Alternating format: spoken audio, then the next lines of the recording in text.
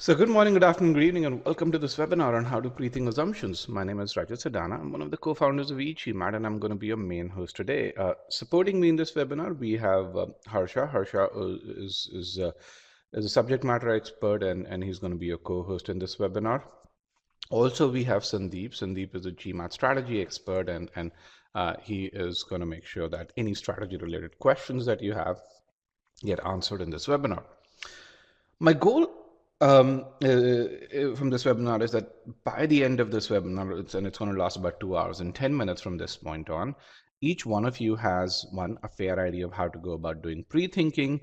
B, each one of you understands what's important to excel in GMAT CR. So even though this webinar focuses on pre-thinking, we are going to focus on what is important to excel on critical reasoning, because the same principles cut across the entire CR, the entire spectrum of CR, whether you're talking about assumption question types, strengthen, weaken, evaluate, or inference question types.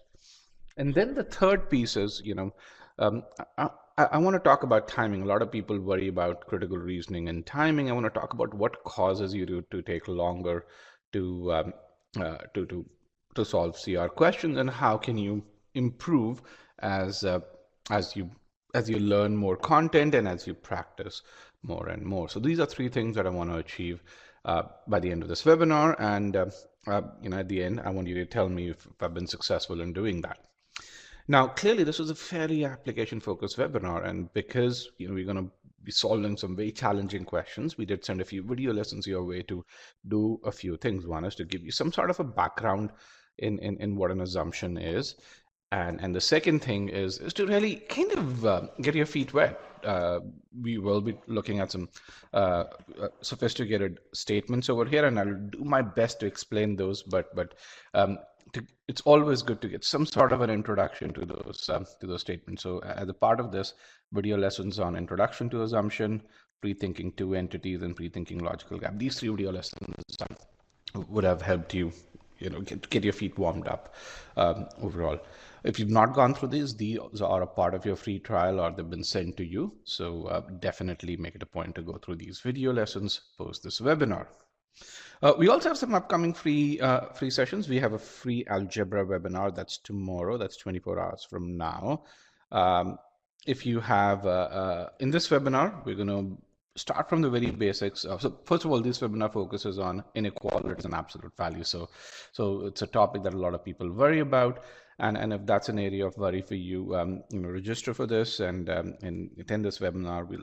We look at a unified approach to solving every inequalities and absolute value questions. And then next week, which is next Saturday, we have a webinar on Gmat Strategy. In this webinar, we look at how can you go from let's say a 500 to a 740, or if you're stuck at 650, how do you go from a 650 to a 760, so on and so forth. So this kind of gives me a good segue over here to understand what kind of score are you guys aiming for? Okay, let's just see.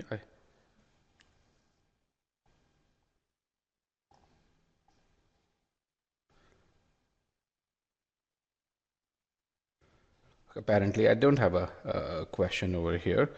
Oh no, I do have a question here. What's your target GMAT score? So let's just look at this part.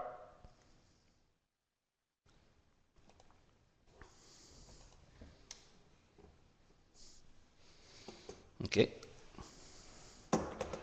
But 200 students in the webinar. Let's get a few more responses.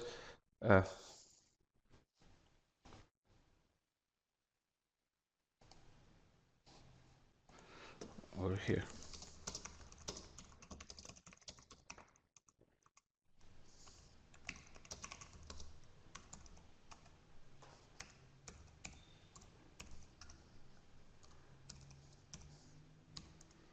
Okay.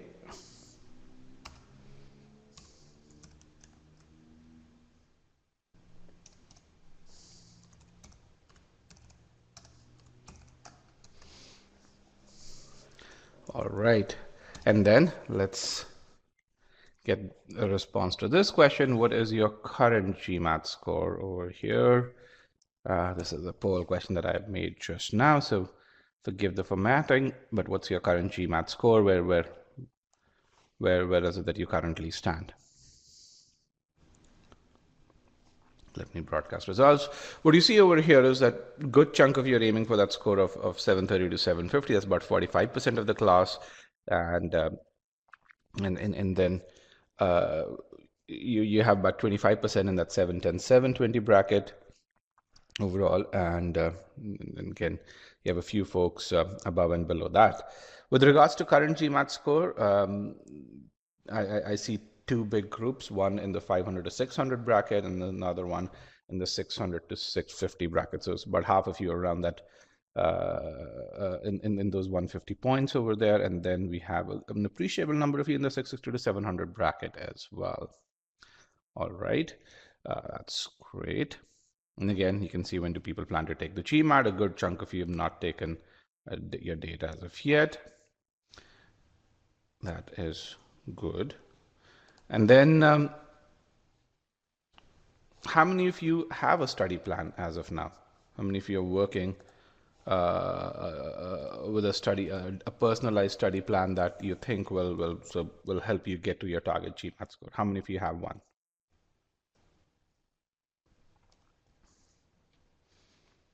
All right, about half of you have one, the other half do not. That's good. So let's get into our presentation pane. Let's just get started with the webinar. Over here, I'm going to spend about 4 minutes on how do you go about building your personalized study plan, give you some tools, and then let's get into this. So just as just an overview, this webinar has 3 parts to it. We'll talk about your study plan for about 6 minutes over here in that first part. Let me just make the marker size slightly larger. In about 6 minutes in this first part, then we will go into the live session over here, and then we'll do the Q&A. Yaya has a really great question. It says we move to daylight savings time tomorrow. Will it be at 7 a.m. PST? Yes, it'll be at 7 a.m. PST, which means if you are in India, the session would be an hour later tomorrow. Yes. So just to really tell you, and this is something you're going to experience with the study plan. At e-GMAT, we operate very differently from how a typical test prep company works. A typical test prep company works on the principle of everyone has to learn the same content. Everyone learns the content and then practices questions. That's what we call as a very book-based architecture. At e-GMAT, we work on what we call as a private tutoring-based architecture, where we teach you something. We want to make sure that you achieve perfection in this. We give you feedback every 30 minutes of your preparation. And we want to make sure that each one of you has a personalized study plan overall. So this is just, and I want to just tell this because this is not just limited to the study plan, it's the entire learning architecture where it's very feedback based. It's very what we call as the essence of achieving perfection based overall. So let's talk about how do you create how do you achieve a score such as a score of 720. Essentially, the path that you would go about is you first define a baseline, and from that baseline, you'd create a path to that goal. When you create that path to that goal, which is kind of your study plan over here, you'd know what are your strengths, what are your weaknesses, and you'd also have good estimates of how much time are you going to spend on your weaknesses to make sure that you improve in that area to the required degree. But the first piece over there is how much do you need to improve? And so we're going to talk about that over there. But once you have this study plan, then you go and learn all the concepts. And when you learn the concepts, you want to make sure that you perfect that learning, which means that you want to evaluate yourself while learning the concepts. And as concepts, you learn how to apply them. And again, you need to have a set of evaluations over here as well. And then you want to get so good at applying those concepts that puts you in the top 4 percentile of students worldwide. Okay, so with that, let's kind of take a case study of someone who wants to go from a score of 600 to a score of 720. I think this is something that a lot of you are. I mean, this is a case study that addresses the needs of many of you in this webinar. So the way you build your study plan is to first define where you currently stand, which is your starting abilities in quant and verbal, and more precisely, you want to get your arithmetic and algebra abilities separately, and then on the verbal side, you want to get your SCCR and RC ability scores independently. So you want to do that. Then you want to figure out, to get to that score of 720, what milestones you want to get to, and then you want to define which areas do you need to focus on and which areas do you not want to study, where you're already good enough to get to that high percentile. This allows you to focus your energy on areas that are going to give you the most bang for your time. So how do you qualify your starting abilities, or how do you define the starting abilities? You take A, ability quizzes, or B, a Sigma X mock, or C, an official test, because there are only three ways to get your starting abilities. One is to take an ability quiz that's designed to do that, or to take an official in-center exam and get your ESR, or the third way, which we've done for e-GMAT students, is to take a Sigma X mock. Sigma X mock is modeled around the actual GMAT. It gives you an ESR plus analysis that includes providing you your ability scores in quant and verbal. Now, once you have those ability scores, you want to set those milestones for you, which says, okay, now I'm at 600. These are my ability scores. These are my starting ability scores. And then I want to get to that score of 720. These are my target ability scores. Now, normally, if you were to do this, you'd probably need a private tutor. This entire exercise of doing that would take about an hour and a half. Clearly, that's not a scalable process. So what we have done is last year we spent about 2,000 hours building an AI-driven tool that helps each one of you do that. So this is what we call as a personalized study planner. Now, how does it work? It starts with taking in your current scores, and hopefully the scores are from an actual attempt or a Sigma X mock. So these are your quant and verbal scores. It takes those scores in, and based on about 40 to 50 combinations of what could lead to a score of 720, it decides what should be your target quant and target verbal score. Now, these are scores that are decided based on you. If someone else with a slightly different set of starting scores were to use this tool, the recommended scores would be different. Then it looks at and it really says, once you accept this, based on your starting abilities, it recommends what ability scores should you aim for in arithmetic and algebra, and what ability scores should you aim for in SCCR and RC to hit that Q50 or hit that V38. Now, after that, it tells you the sequence of studying. It says, okay, this is how you should study. On the left-hand side, you can see your starting ability scores. These are scores that you get from your Sigma X mock. On the right-hand side, you get your target milestones. Over here, you can see this is your starting date. This is when you get done with it. Again, this plan was created last year. And then it also tells you, as you hit those milestones, how much your score should have improved as you achieve those milestones overall. And then it tells you how long should you be studying to do that. For example, in arithmetic, this individual needs to study about 1.4 weeks to achieve that 83rd percentile. This is dedicated study time. And this study time is based on what you tell us about how much time you can put in learning. In this case, this particular student could put in 2 hours during the week. There's 5 hours per day during the weekend. It then gives out your day-by-day plan as well. And then again, this is a very flexible interface. You can really say, okay, I want to start with algebra and then arithmetic next, or you can really drag and drop all of these over here. You can really say, this is a day on which I have to go attend a wedding, so I won't be able to study, and the plan adjusts automatically over there. So it's super flexible. So yeah, we've created this AI-driven utility so that each one of you can go create a personalized study plan overall. And for those of you who want to do that, create a study plan, we have created some links over here. We've opened some slots over here where you can work with an expert pro bono to create a personalized study plan. If you click on GMAT study plan, you can get to that. Okay, with that, and here are examples of a few folks who've created such a study plan.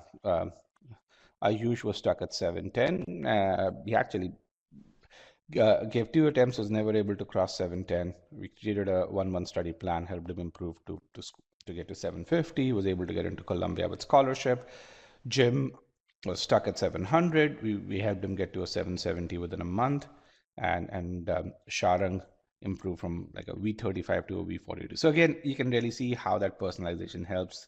The time to improve is extremely small. You can watch these video interviews on my YouTube channel as well. Also, if you want to stay updated with all things e-GMAT, you can look up for me on LinkedIn and connect with me. I have about 16,500 students who are at in B schools today who are connected with me on LinkedIn. Okay, with that, let's get to the core of this webinar. That is, how do you excel in assumptions? So how do we go about doing this? So first of all, we're going to look at how you approach CR questions today. We'll discuss your current approach. Then we're going to do a pre-thinking exercise. And this is going to be what we call as a purist exercise, where you won't have any options, but you just have the argument, and I'll ask you to pre-think an assumption. The goal over here is to understand the process of pre-thinking. And then from there on, we will do about 3 full-length questions. So in this session, we have a bonus question. So we'll have 3 questions over here. Forgive my handwriting. Instead of 2, all 3 of them difficult questions. Each one of them is an official question. The goal over here is to apply pre-thinking to these questions and to help you apply negation test as well. And then from there on, so this is going to be the bulk of the webinar, where then we really say, okay, now that you have a fair idea of how to go about doing pre-thinking, what should you do next? How should you leverage what you've learned today so that you continue to improve upon that, and where can you get more practice? Okay. So at a high level, we'll document how you prepared today. We'll then recognize how can you excel in CR, and then we'll talk about your next steps post this webinar. Okay, so let's talk about your current approach to critical reasoning, and you'd see a poll question which says, which methodology do you follow? On the very soon, here is the poll question, and I'm going to show 2 methodologies over here. But before I do that, I want to just tell you what pre-thinking is. Pre-thinking is thinking of one assumption or one potential assumption in your mind in about 15 seconds. And you do pre-thinking before you look at any of the answer choices. The moment you start looking at answer choices, you can throw pre-thinking out of the window. Now, I want to make sure that's very clear. Why? Because pre-thinking as a term has existed in the world of GMAT prep for a very long time, but no one clearly defined what pre-thinking was. In fact, people often confuse pre-thinking with predicting the answer. Pre-thinking, the goal of pre-thinking is not to predict what you're going to see in the answer choices. The goal of pre-thinking is to understand the logic that the author uses. And so I want to make sure that you guys, when you get into pre-thinking, you don't get into pre-thinking with this assumption that you're going to actually be able to see what's going to be there in the answer choices. No, pre-thinking is designed to help you understand the logic that the author is using and come up with one potential assumption. The assumption that you come up with may not match with what's there in the answer choices, but the very fact that you understood author's logic will help you get to the correct answer very easily once you've done pre-thinking. Okay. So with that, here is the question: which methodology do you follow? Methodology 1 is where you read the argument, you look at the answer choices, and you do this back and forth till you reach a final candidate. Methodology 2 is essentially where you read the argument, pre-think an assumption, and then go to the answer choices, and you come back to the argument only if you want to clarify something. So which methodology do you follow? Let me get a few more responses. I have about 210 students. I want to see at least 130 responses before I broadcast results. That way, others don't bias your response.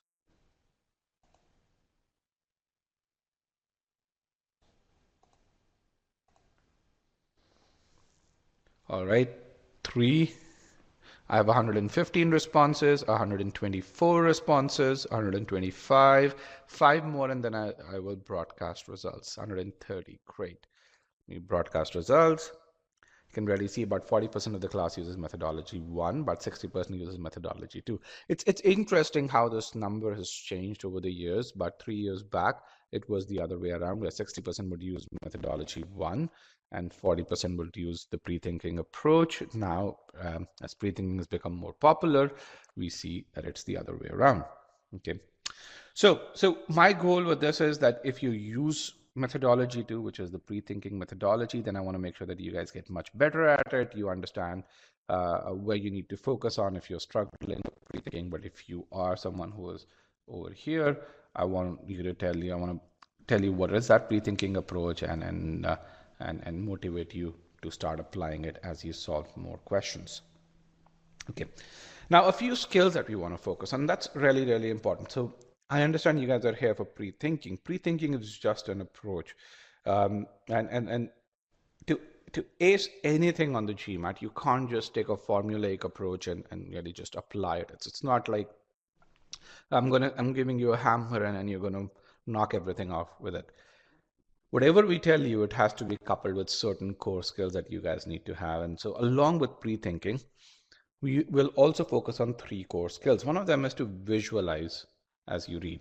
A lot of people read statements and they say, okay, I know each of the words in this sentence, I probably understand it, and then they go on and read the second statement. They don't visualize what that statement is saying. When they really say everyone who does X, Y, and Z does excels on something. So they don't build a segment in their brains to really say, okay, I have a group of 100 people. Out of that, probably 40 do X, Y, and Z, and 40 excel in A, B, and C.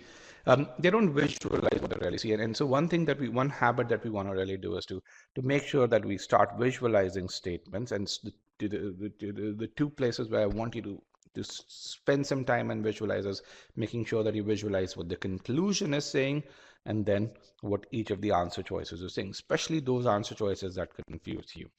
And we've seen once you start visualizing this and once you understand the author's logic, typically answering difficult questions becomes a cakewalk. The second thing is pre-thinking again. So we're going to focus on that. So which is kind of where you use the focus on the logic that the author uses to arrive at the conclusion. Now over here, where people usually falter is that they don't focus on the precise piece of what's the logic used to arrive at the conclusion. They also add context to that logic. They also add their own preconceived notions to that logic. And so in this case, we're going to focus on the precision of this logic as we build what we call as a logical structure of an argument. And then this is where the pre-thinking method comes in, where the third thing that we're going to focus on is learning how, if we understand the conclusion, if we understand the logic, how do you formulate the falsification question in such a manner that you're able to get to assumptions on each and every argument. So the pre-thinking approach, it works not just on some kinds of arguments. It works on predictive, it works on causal, it works on any kind of argument the test can throw at you. Why? Because it's built on the very definition of what an assumption is. Okay. With that, what I want to do is I want it to kind of really give you a fun little argument over here, and I want you to tell me what do you think is the assumption. So let me actually hide this over here. I'm going to put in a short answer poll over here, which says, please enter your pre-thinking, and it's going to cover the screen, and then I'm going to show you the argument in a notes pane. So here's the argument. The argument says Joe scored 500 on the GMAT, therefore he will not get admission at an Ivy League college. I want you to tell me, what does the author assume over here?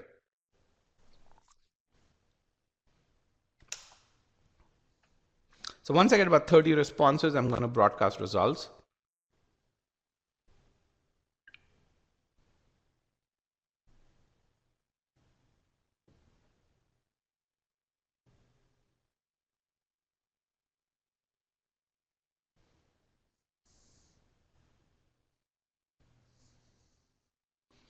Okay, I have 40 responses. That's wonderful. Here are the results over here. Again, guys, I need those results in the Q&A, in the short answer pod, which is the pod which is towards the extreme right, the long pod, not in the Q&A pod. Q&A pod is for your questions, not your responses. And as you can really see, most of you have gotten this right, where you say to get into an Ivy League college, one needs to score higher than 500.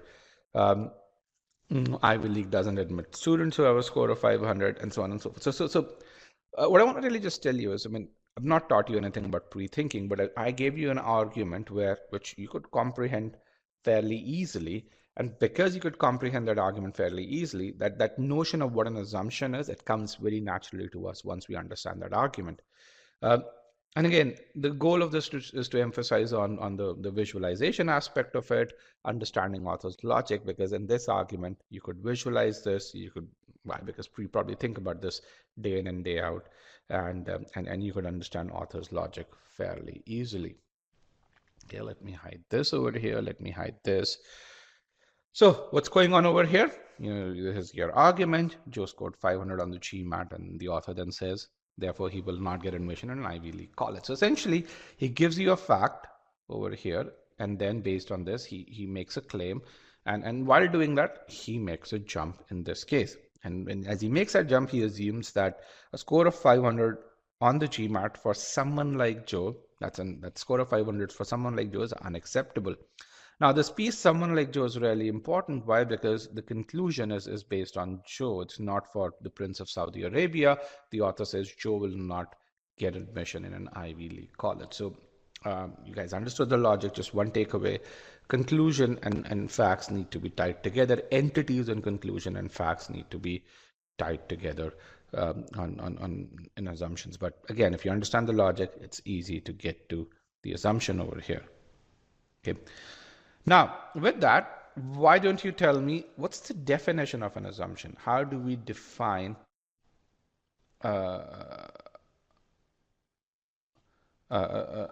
assumption overall? Let me just bring in a short answer poll over here. How do we define assumption? What is the definition of an assumption? Again, as I get about 20 responses, I'm going to broadcast results.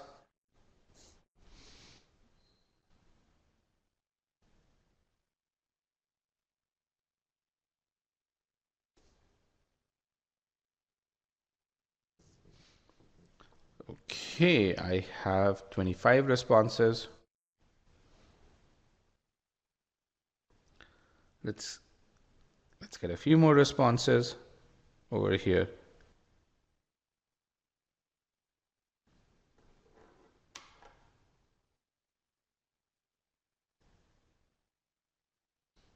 Perfect.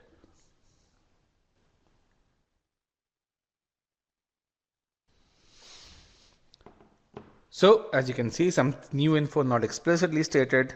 You say premise plus assumption is equal to conclusion. Some not information not mentioned by the author, but must always be true for the conclusion to hold true. That's good. Think logically to reach a conclusion. Something that's logically used for the author, by the author. Assuming the gap, using the word assuming to define assumption. That's to predict an answer before the facts that's presented. No, that's not what an assumption is. So a couple of you have given a really good definition. Others, it's not so great. Clearly, even though you have an innate understanding of what an assumption is, you don't know. Many of you do not know the formal definition of an assumption. An assumption is an unstated idea that must be true for the conclusion to be valid. So from that very definition, you can really see the linkage to this conclusion over here, which is that, hey, assumption is tied to the conclusion A, number one. Let me just erase this part over here. An assumption is tied to two things. Number one, it's the conclusion. And the second thing is, it's tied to the validity of the conclusion. So, and this part is really, really important. So validity and must be true are essentially kind of very similar, which means an assumption is something that you can't infer from the argument, which is why it has to be an unstated idea. and it is required to be true if the conclusion is to remain valid. Okay, so in other words, an assumption satisfies two conditions. One, it provides new information, which means this is information that should not be inferable from your argument. And the second is it satisfies what is called as this must be true test. And we're going to talk about this must be true test over here. And the correct assumption will satisfy both these conditions.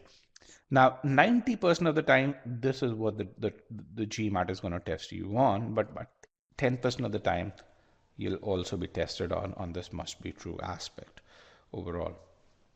Okay. So how do you visualize this must be true piece? So to do that, let's kind of assume that this argument is like this house over here, and this house is and this conclusion over here is this roof. Okay.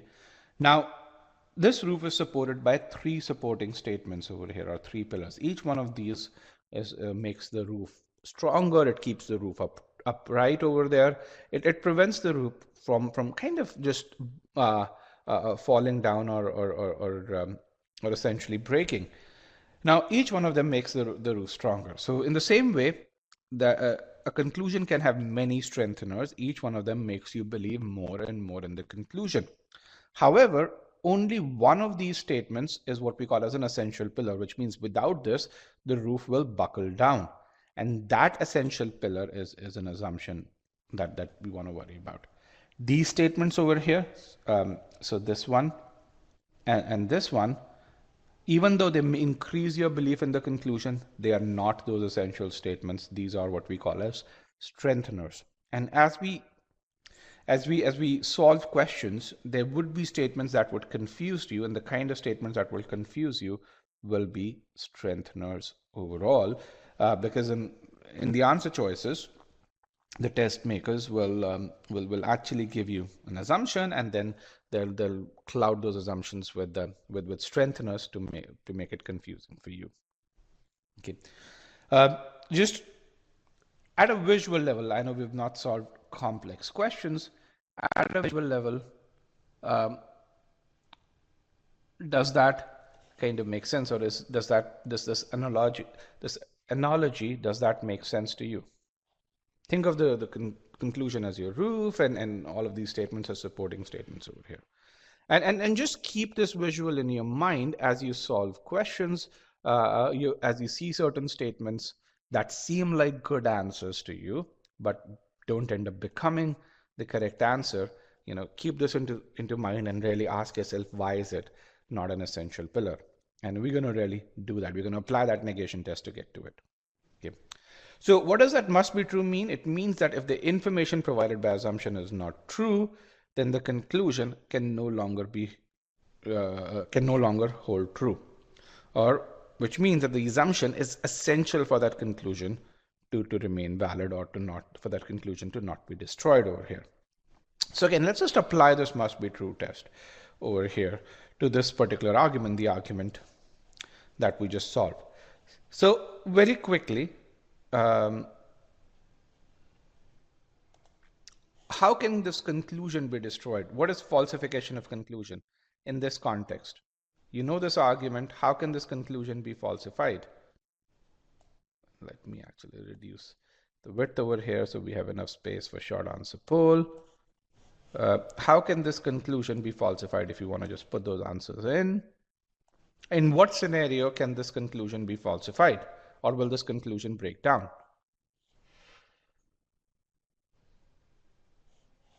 Okay, some really good answers. If you can show that some people who've gotten there with a score of 500, some people who are similar to Joe get into an Ivy League school or college with a score of 500. In that scenario, that conclusion can be falsified. Okay, everyone gets that.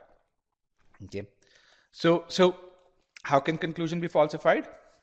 A, if Joe gets admission with a score of 500, or B, as you said, if we say that there are other folks similar to Joe who get admission with a score of 500. So that's our falsification condition. So let's see how we can use that falsification condition to evaluate whether an answer choice is correct. This is the assumption that we came up with. We have to evaluate whether this is correct. So the question that we are asking is this must be true, which means that will Joe get admission, um, or will the conclusion break down if the statement to our left, which is this statement, no longer holds true. So let's see what happens when this particular statement no longer holds true. So if that statement no longer holds true, then by definition, its negated instance becomes true. If you're saying that, hey, a score of 500 on the GMAT for someone like Joe is unacceptable to Ivy League colleges, if you say this statement no longer holds true, then its negated version by definition becomes true, which means a score of 500 for someone like Joe is acceptable to Ivy League schools. So does the conclusion break down, which means does Joe get admission when this thing becomes acceptable? And the answer to that is absolutely. If a score of 500 is acceptable for someone like Joe, then my conclusion breaks down. I cannot say with 100% certainty that Joe will not get admission in Ivy League college. This is what we call as applying the negation test, validating whether a statement is the correct assumption. Now, many of you are wondering, saying, how can you really say that when a statement is not true, its negated version automatically becomes true? How many of you are wondering about this? Like, how can you say if a statement is not true, this thing becomes true? Its negated version. It's like, prove it to me that happens. About 40% of you. 36 to 40%. That is good. So let's take some examples over here. Okay. So when we say that a statement is not true, which means it's not valid, then its negated version automatically becomes true. Let's take an example. If I say Harvard has the best MBA program, and if I say that statement is not true, then by definition, what I'm saying is that Harvard does not have the best MBA program or an MBA program that is better than or as good as Harvard exists. Am I not saying that and say, okay, if the statement is not true, then I'm also saying this part over here, right? If I say this is not true, then I'm saying the other piece as well. So when you say a statement isn't true, or it's then by definition, you're saying its negated version becomes true. Similarly, if I say John runs faster than David, if I say, that part is not true, then I am also saying that David is just as fast or David can be faster than John. So again, just remember this: when you say a certain statement is not true, you're also saying its negated version becomes true overall. Okay. So again, just to revise, when an answer choice is must be true, which means it's the correct assumption, then the conclusion will break down in the presence of its negated version. Why? Because that's kind of the very definition of must be true. If that answer choice is required for the conclusion to remain valid, then if you take that answer choice to its logical extreme, which is the negated version, then the conclusion will break down. Why? Because an assumption is that essential pillar that's supporting this roof, which is my conclusion, from breaking down. So if you remove that essential pillar, what should happen? Removing the essential pillar is negating that statement. What should happen? The roof should cave down. And then that's what happens with this. The other part of this must be true is that if the answer choice is not must be true, which means it's that incorrect answer choice, that is the tempting answer choice, then the conclusion will not break down in the presence of negated instance of that answer choice. So let's take the same example over here, and the answer choice that we want to evaluate is this one: a score of 500 on the GMAT, and it should be on the GMAT over here, is not a good score. Okay, so let's kind of evaluate. Is this must be true? Will the conclusion become invalid if the statement to the left no longer holds true? So if we say, hey, if this statement no longer holds true, then what happens? By definition, its negated version becomes true, which means a score of 500 on the GMAT becomes a good score. Okay. So now we ask, is this a must be true? Does my conclusion break down? Does Joe get admission when the score of 500 is considered to be good? The answer is no, not really. Why? Because our argument is not based on what we call or how we qualify that score of 500.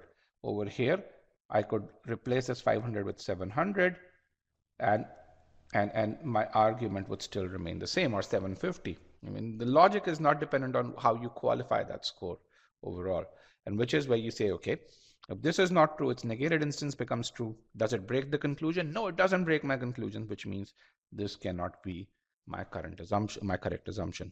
This is what we call as applying the negation test over here. So at a very high level, what's going to happen is, for the correct answer choice, your conclusion will not hold true when you negate this answer choice. For the incorrect answer choice, your conclusion will continue to hold true when you negate that particular answer choice. And that's kind of applying the negation test. Okay, now that we have a good foundation in what an assumption is, let's kind of learn how to pre-think. And to do that, I'm going to give you, can I repeat? Okay, if you're, while evaluating an answer choice, okay, if the answer choice is correct, you negate that answer choice and really say what happens when you negate that answer choice, you're going to see that your conclusion breaks down. If the answer choice is an incorrect answer choice and you say what happens when you negate that answer choice, your conclusion will continue to remain true. So hopefully, Kim, that helps you. So let's kind of do a pre-thinking exercise, and here's the process that we'll follow. I'm going to give you an argument. This is going to be a pure argument. And I'm going to give you about 2 minutes to do your pre-thinking. We'll record your answers in a short answer poll. Then we're going to evaluate those, and then I'm going to show you how do we do pre-thinking in the using the e-GMAT methodology, and then we're going to evaluate certain submissions over here. So we're going to do this 3-step process. So with that, get your pen and paper ready. I'm going to remove broadcast results, and here is your argument. Here is the argument. Good luck, guys. I'm going to mute myself for about 2.5 minutes so that you guys have time to think and come up with what the assumption in this particular argument.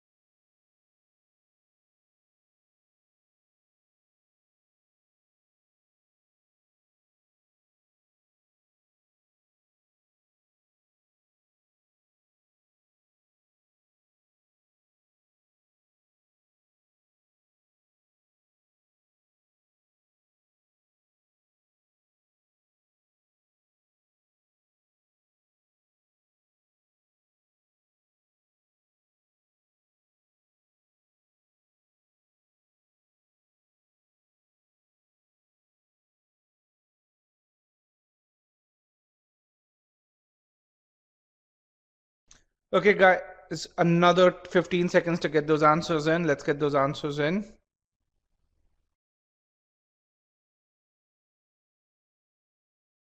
Let's get those assumptions in over here.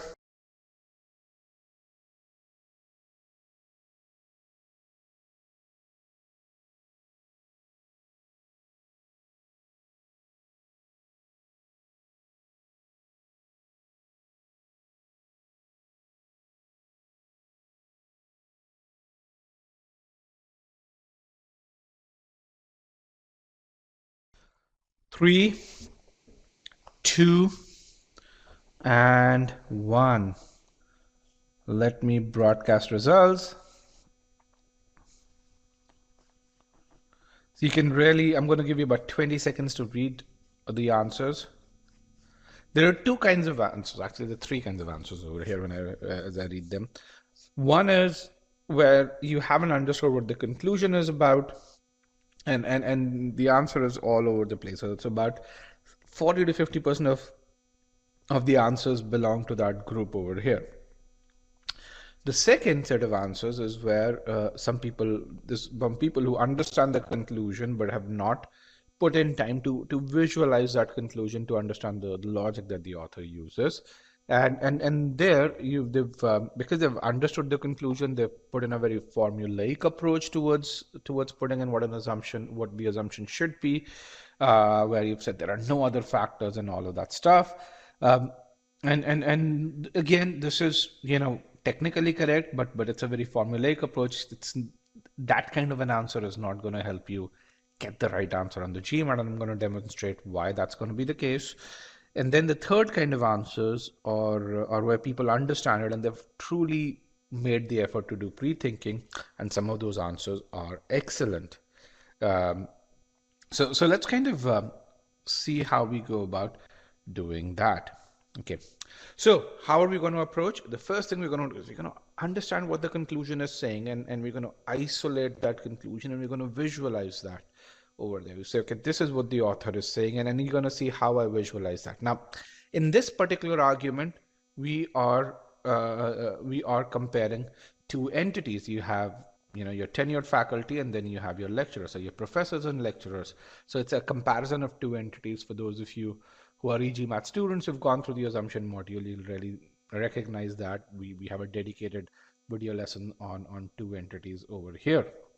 Let me get in my short answer part over here. So we're going to then visualize this and create this logical structure to really understand what logic does the author use to arrive at the conclusion. Then we're going to ask a pre-thinking question, and as we do that, we will see assumptions jump out at us. Okay, so what is an assumption? Just to really tell you, just to revise some foundation, what is an assumption? An assumption is something that it's an unstated idea that must be true, that is required, in other words, for the conclusion to stay valid. So which means that an assumption is like that pillar that we said that prevented that roof from caving in. So without an assumption or without that essential pillar, your conclusion or that roof will break down, which means if you were to build a long roof and if you were to figure out where do I put assumptions or essential pillars, I'm going to put them where the roof is breaking in. Or in other words, within an argument, an assumption is built around those scenarios where the conclusion breaks down. So to figure out an assumption, let's figure out where the conclusion breaks down, or under what conditions, given the facts and the argument, does the conclusion break down. Why? Because the job of an assumption is to really prevent those scenarios from happening. Does that make sense? Yes, no? Can you write your answers in? That'd be great. Okay. It just stems from the very basic definition of what an assumption is. Okay.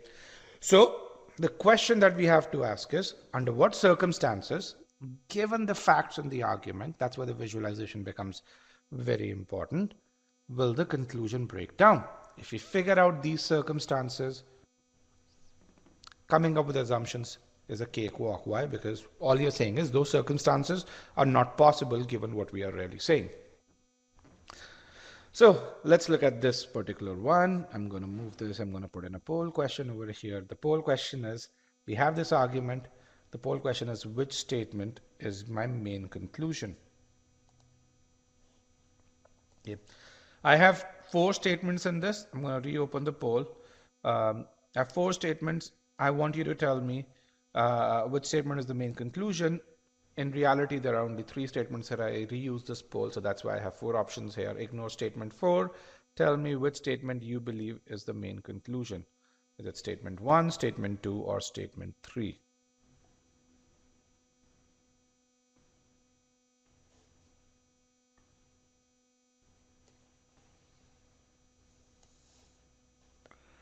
All right, let's get a few more responses. I only have 80 responses so far. Let's get at least 110 responses.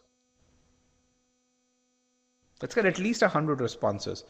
All right, I'm getting close to 100. I'm getting about 94, 95 responses. The question is, which statement is my main conclusion? I mean, this is the fundamental piece you've got to answer to be able to solve any kind of argument-based questions, not just assumptions. You've got to figure out which statement is the main conclusion. Let me end the poll, broadcast the results. I want to thank you guys for participating. We got more than 100 responses to this one. That is great. And you can really see 62% of you say statement 2 is the main conclusion, and you guys are absolutely correct. The main conclusion is the statement that the author wants to really make you believe. And in this argument, what the author wants to make you believe is this part over here. Also, you see this conclusion marker, which says clearly what the author wants you to believe. It says, hey, the difference between professors in the tenure system and other full-time lecturers has to do with the reward system for the former. When you say for the former, let me actually clear this annotation out. So for the former means it's for professors over here, for this entity over here. Now, a lot of people think statement 1 is the main conclusion. Why? Because this has this word concludes. And they say, okay, it has this word concludes, so it must be the main conclusion. Remember this, your main conclusion is always by the author. Statement 1 is just a fact that the author presents. This word concludes or this conclusion is not by the author, it is by this published paper over here. On GMAT CR, or in general, in any argument, it's the author who presents the main conclusion. So let's kind of visualize this conclusion. So here, the author has 2 entities. One is, professors, and the other is lecturers. Okay, and the author is saying that, hey, what we know about this is that professors, lecturers actually enhance student learning more than professors do. So you've got to visualize this over here. And again, it may not make, it may not be, so when you look at enhanced student learning, you say, okay, let's say the lecturers enhance, student learning for 70% of the students. If I were to really make this, professors probably do that for 30%. And I like to choose numbers that are kind of separate. I wouldn't want to use 60 versus 70. I would use 30 versus 70 over here. And what the author is arguing is that this difference between professors and lecturers is because of the reward system for the former, reward system for the professors. He's saying the reason why they enhance it only for 30 students is because it's of the reward system that professors have. Okay, and then over here, let's talk about statement 3 in this case, just to continue our discussion. Statement 3, whose reward system does statement 3 talk about? Let me bring in my poll question.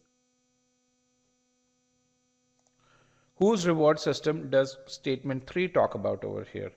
Is it tenured faculty? Is it lecturers? Is it both? Is it just tenured faculty? Is it just lecturers? Is it both tenured faculty and lecturers?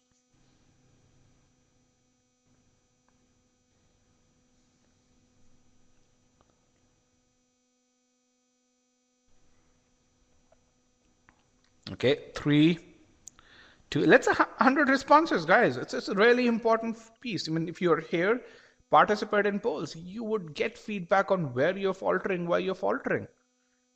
At least 100 responses. Whose reward system does statement 3 talk about? Is it the reward system of tenured faculty?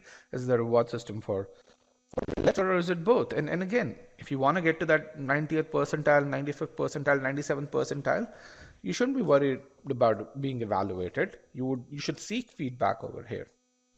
All right, let me end the poll.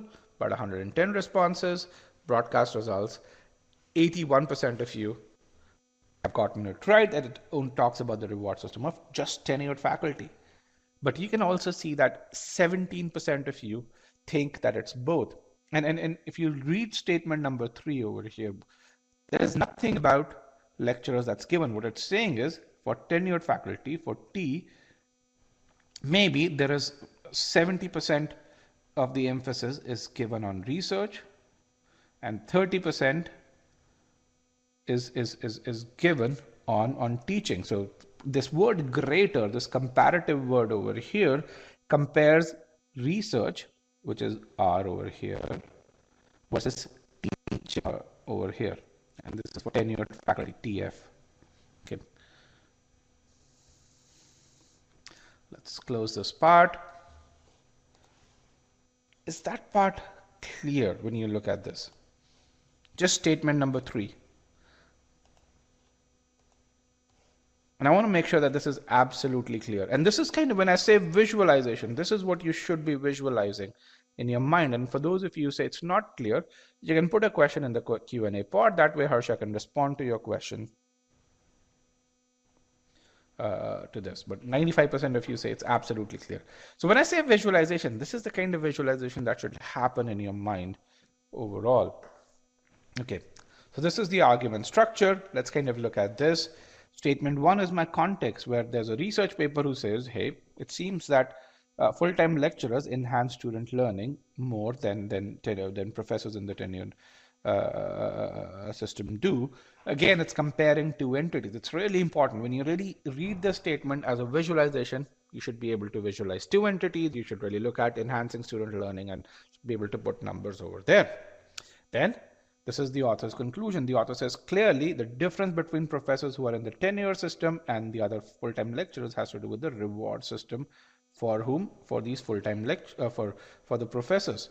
Okay, so, and then the author goes on to really explain what that reward system is. It says the criteria for rewarding tenured faculty places a greater emphasis on research than on teaching. So there's 70% emphasis on research, 30% on teaching, and that is used to support this main conclusion. Are there any strengtheners in these three statements? So this is a supporting statement, but by definition, a strengthener is something that is not there in the argument. So if you were to really say which one's a strengthener over here, this one's a strengthener. Statement 3 is a supporting or a strengthener statement.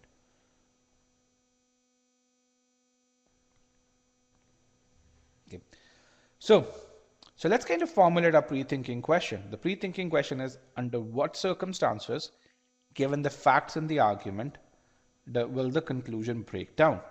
So pre-thinking question has two parts. One is we have to formulate the conclusion breakdown scenario. The second is we have to do that in context of the facts in the argument. That's your pre-thinking question. So the question is, under what circumstances, this is, remember, 1 over here, and this is 2. Under what circumstances would the reward system not be responsible? So that's my 1. This is my conclusion breakdown scenario.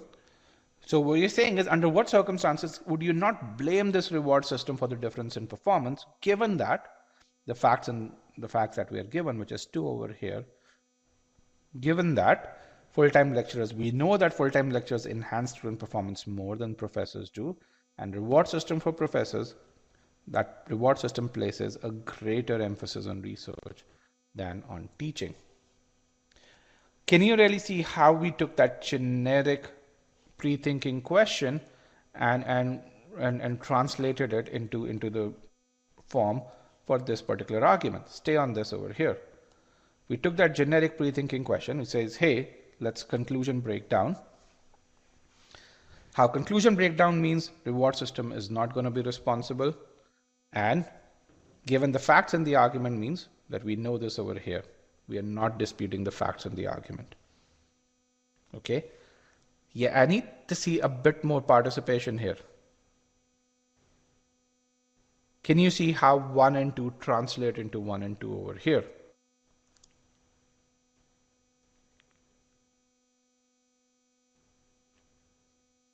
Let's a few more people, guys. Let's get at least 50 responses.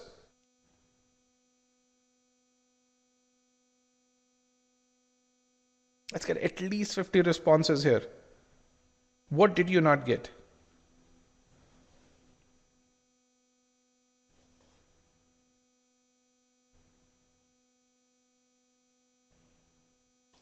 Okay, about 80% of you are now getting it. Let's look at this. How many of you remember our pre-thinking question? How many of you remember our pre-thinking question? Under what circumstances, given the facts in the argument, will the conclusion break down? How many of you remember that? Let's reopen the poll. Yes, no. Okay.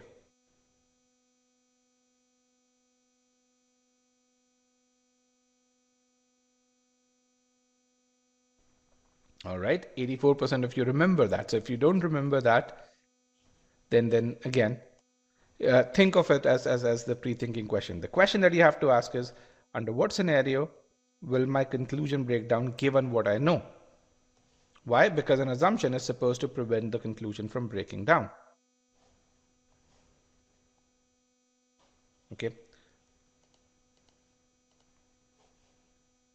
For those 16%, you will get it in the next question. We still have 3 more arguments to solve. So we are translating that into this piece over here. And let's kind of go back. Under what condition will the reward system not cause the difference between tenured and non-tenured, given that reward system for professors or tenured faculty, we're using these terms in an interchangeable fashion, places a greater emphasis on research than on teaching. So what you're really saying is, under what scenario can you not blame the reward system? Remember, the conclusion says, the author is saying, hey, it's the reward system to blame.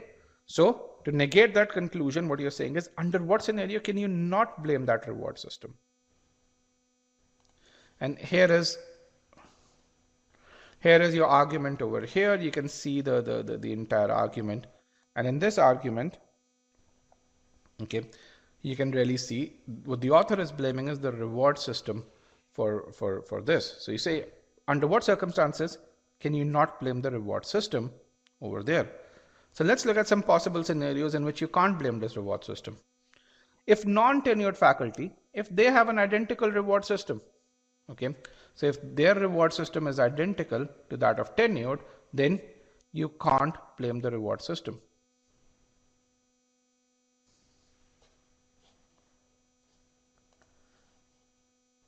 Is that clear? If the reward system for lecturers is the same as that of tenured faculty, then you can't blame the reward system. Something else must be responsible, but the reward system can't be. Why? Because then you have two entities, exact same reward system. You can't really say, hey, the reward system is making professors teach badly. Why? Because there's this other entity that's doing that too. Okay. And then the other piece which is there is, okay, you have this reward system, but what if most tenured professors don't act as per it? If that reward system doesn't act as an incentive overall, if that doesn't act as an incentive to them, then it's not the reward system that's making them act. Now remember, in all of this, we are not disputing the facts in the argument. We are not really saying that professors or lectures don't enhance student learning more than professors do. We are saying that that is true. It's just don't blame the reward system. There has to be something else that has to be blamed for it. Okay. So what are my assumptions? The assumptions are that non-tenured professors, so if these are the cases in which the conclusion breaks down, then my assumption, remember, an assumption is something that saves the conclusion from breaking down. It says that this is not possible, which means that non-tenured professors do not have an identical reward system. So that possibility cannot exist. And most tenured professors have to care about the reward system. Otherwise, you can't make the claim that the reward system is causing the difference. So for those of you really saying, why are we falsifying the conclusion? Why? Because where do we build an assumption? What does an assumption do? What does an assumption do? Let's just bring this over here. What does an assumption do in the short answer poll? It holds the conclusion. It's an essential pillar. It prevents the conclusion from breaking down. Don't say it supports. It prevents the conclusion from breaking down. What does an assumption do? Let's get those answers once again. What does an assumption do? It prevents that conclusion from breaking down. Don't say holds the conclusion. Prevents the conclusion from breaking down. Don't say makes conclusion convincing. A lot of statements would make conclusion convincing. A strengthener would make conclusion convincing. We're going to solve an official question right after this where you will see 4 statements that will make conclusion convincing. Only one of them will be an assumption. Remember this, an assumption prevents the conclusion from breaking down. So,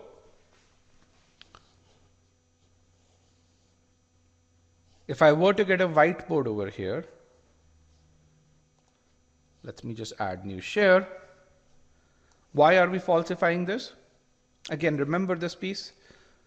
If we were to build a house, let's do that. If we were to build this house where the roof is my conclusion, and if we were to put these pillars over here, and if we were to really put only essential pillars, what were we going to ask? Where does the roof break down, right? The question that we're going to ask is, if this is my conclusion, then we're going to ask, where is this roof caving in? If here is this roof over here, you would ask, where is this roof caving in? Only those, and that's where we would put that essential pillar. Remember this analogy that we talked about? Yes, no?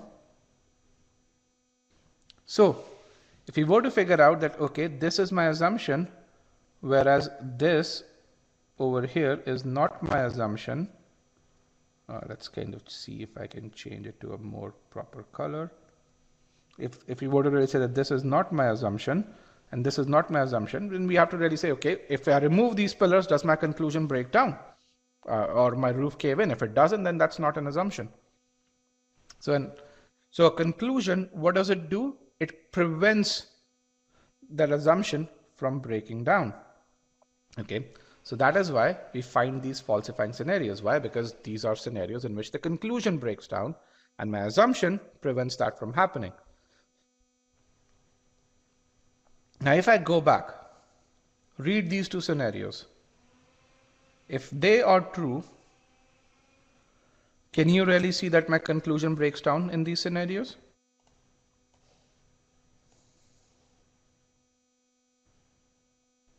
Can you see that the conclusion breaks down if any one of these is true? Read them. If non-tenured faculty has a similar emphasis on research, then can we blame the reward system? No, we cannot. If tenured professors don't act as per the reward system, then can we blame the reward system? No, we cannot blame the reward system. So if these are scenarios that break my conclusion down, what is my assumption? These scenarios cannot happen in my context, which is non-tenured professors cannot have an identical reward system. And most tenured professors should care about the reward system. Either one of these is a correct answer, and actually come up with another 3 or 4. So the same argument can have multiple assumptions over here. Yes, a conclusion can have more than one assumption.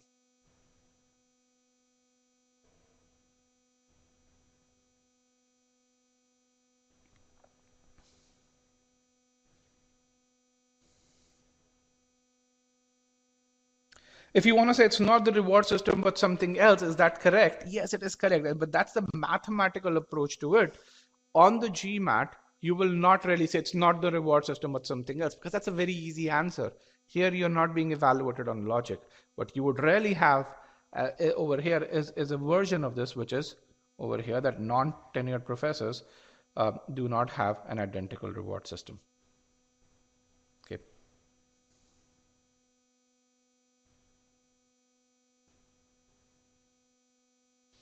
Sahil says that if it arises due to a difference in reward system, does it not imply that the reward systems are not being identical? That's a fact. That's a great question, Sahil. Sahil, where does the author say that it arises? And this is where reading the argument's really important. That's a great question. So Sahil's question is that if it arises due to the difference in reward system, then is it not a fact? Great point, Sahil. And then this is where I think let's just read the conclusion over here. The conclusion says the difference between professors and in the tenure system and the full-time lecturers has to do with the reward system for the former. Look at this part over here, reward system for the former. Is the author saying it has to do with the difference in reward system between these two? Or is he just saying the reward system for full-time lecturers? Let's just put in a short answer poll over here. What is my conclusion saying? Is my conclusion just talking about the reward system for full-time or for professors, or is it saying this? When he say the reward system for the former, it is saying just the professors over here. It's only about tenured professors, just about professors, and which is where reading and visualizing the conclusion is really important.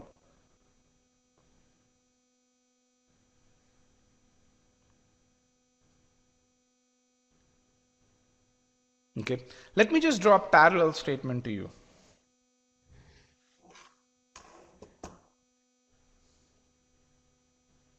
Yes, keyword is the former.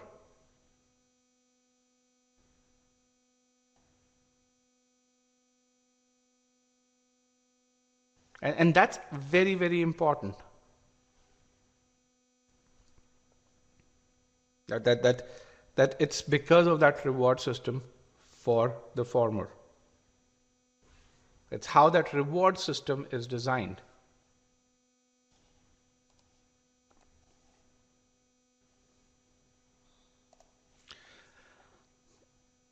Okay, with that, let's move forward. And you're going to really see this being applied. And most of you got it. Some of you, about 30% of you, are still fuzzy. And I will promise that that fuzziness will go away as we solve the next three questions over here. Okay, so what we are going to do is we're going to solve one question in which you would see that must be true aspect tested to an extreme. This is an official question. You will get 5 answer choices over here, and I want you to apply pre-thinking to this question. I'm going to give you 3 minutes to select the correct answer. Now, in this question, you would see that there are 3 to 4 answer choices that would seem attractive. It'd be difficult to choose between them, but if you apply pre-thinking, if you really say, what is that must be true thing, then you'd be able to get to the correct answer very easily. Okay. So I'm going to talk about pre-thinking and timing in a bit. Let's just take a look at this example. Here is the question. Take about 3 minutes to come to the correct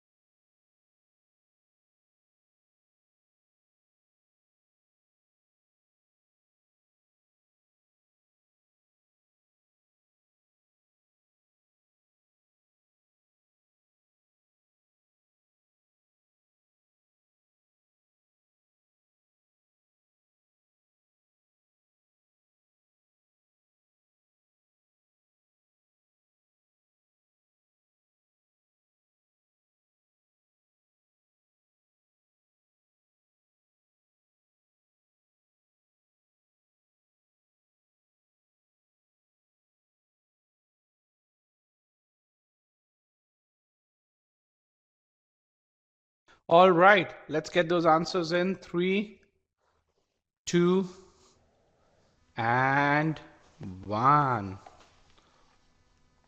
Let me end the poll and broadcast the results. And here, what you can see is that choice B is very popular, choice C is very popular, choice E is quite popular as well. So, how did you feel? While selecting the correct answer over here. It's most clear. The former answers, how did you feel while selecting the correct answer? That was weird, okay. What else? Easy peasy, confident, confused, very similar options. Split between B and E. Okay. So this is a very interesting question where you have answer choices that are very similar, and yet it's a context that each one of us can very easily visualize. It's not a difficult argument over there. Choices are almost must be true. Doubt between C and E, B and E. Actually, if you'd always have a doubt between D and E as well by the same piece, because B, C, D, and E, all of them play on similar things over here. So let's see which one's the correct answer. Okay.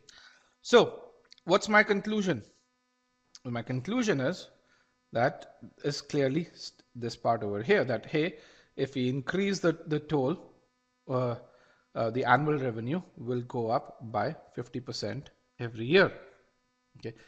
So let's visualize this. So essentially, if last year the annual revenue, so if I say last year,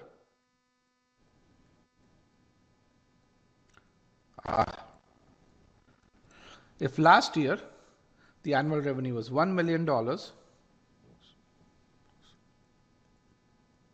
million, then current year the annual revenue is 1.5 or more.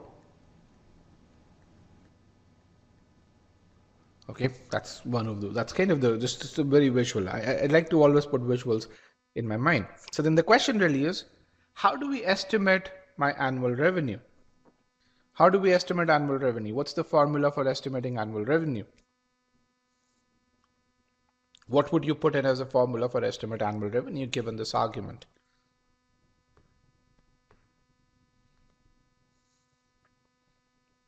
Okay, let's see. Let's get a few more. How do we estimate distance into toll? Yes, distance traveled into toll rate. That's very, very similar. Annual revenue is toll per mile into total numbers of miles traveled. Okay, everyone's clear with this? That's how we estimate annual revenue. It's toll per mile into total number of toll miles. That's what's given to us. We collect toll on a per mile basis, and then however miles you travel or everyone travels is how we get the annual revenue. Okay, thank you for using those icons. So if that's how my annual revenue is, then my falsification question really is, under what circumstances would the annual revenue not increase? Remember, not increase by 50%, provided that I already know that this part has gone up by 50%. So under what circumstances would my annual revenue not increase by 50%, provided that this has already happened, or this is gonna happen, provided this is a fact? If there are fewer miles driven. If there are fewer miles driven. So if the total number of miles decreases, if that number decreases, then my conclusion will not be true. So my savior, my assumption is going to be that the total number of miles driven does not decrease. Very clear? Is that part clear? We've not looked at answer choices as of yet, but is this absolutely clear? Again, you can really see how you falsify. You get to the you essentially get to the pre-thinking or get to one good assumption over here. In this case, there is no second good assumption. It's a very simple thing. You know this is going to go up by 50%, and essentially you have to relate this and this over here. Okay. So now let's look at choice B. Choice B is my incorrect answer. Choice B says the total number of trips made on toll highway per year will not decrease from its current number. And the question to ask is, Is this must be true? Does this mean that the total number of miles traveled will decrease? Does it mean no? That's not the case. Why? Because let's say if earlier there were 1,000 trips, or let's call it 100 trips, now it leads to 90 trips. Okay, then in that case, if each one of these 90 trips, are longer, then you can still make up. The total number of miles will not decrease. Why? Because if the number of miles per trip increases, that's going to be the case, right? So is this a must be true? Is this that essential pillar that we are looking for? No, it's not. Remember, that's why we asked this falsification question. Will the conclusion break down if this is not true? Can you see the value of visualizing my conclusion and the value of visualizing this answer choice?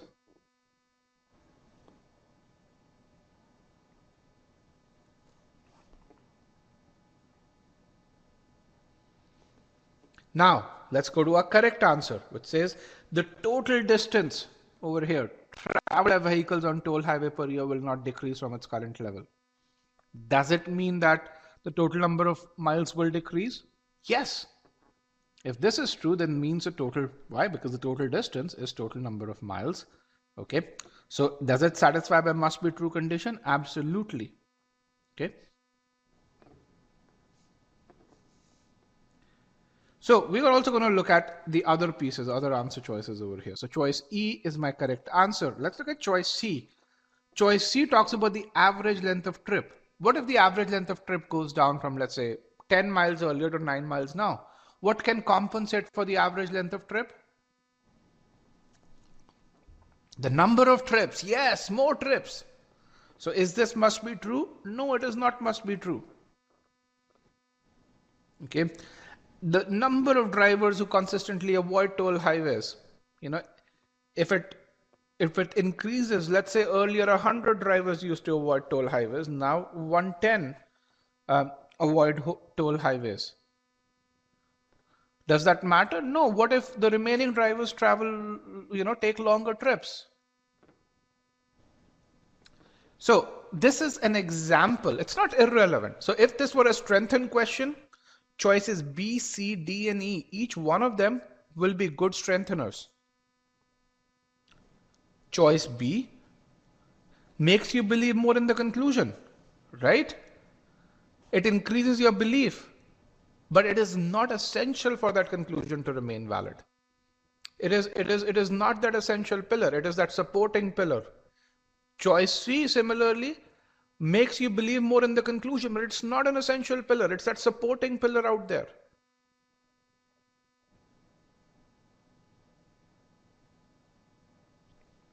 Okay.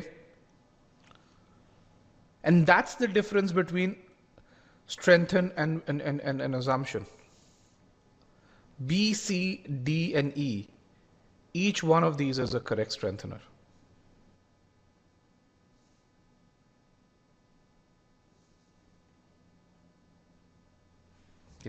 So, and this is where the value of focusing on the conclusion and doing pre-thinking without looking at answer choices. That's the value of that. Why? Because you do that in a pristine environment. You understand what will break the conclusion down without your mind being polluted by the information that's there in the answer choices.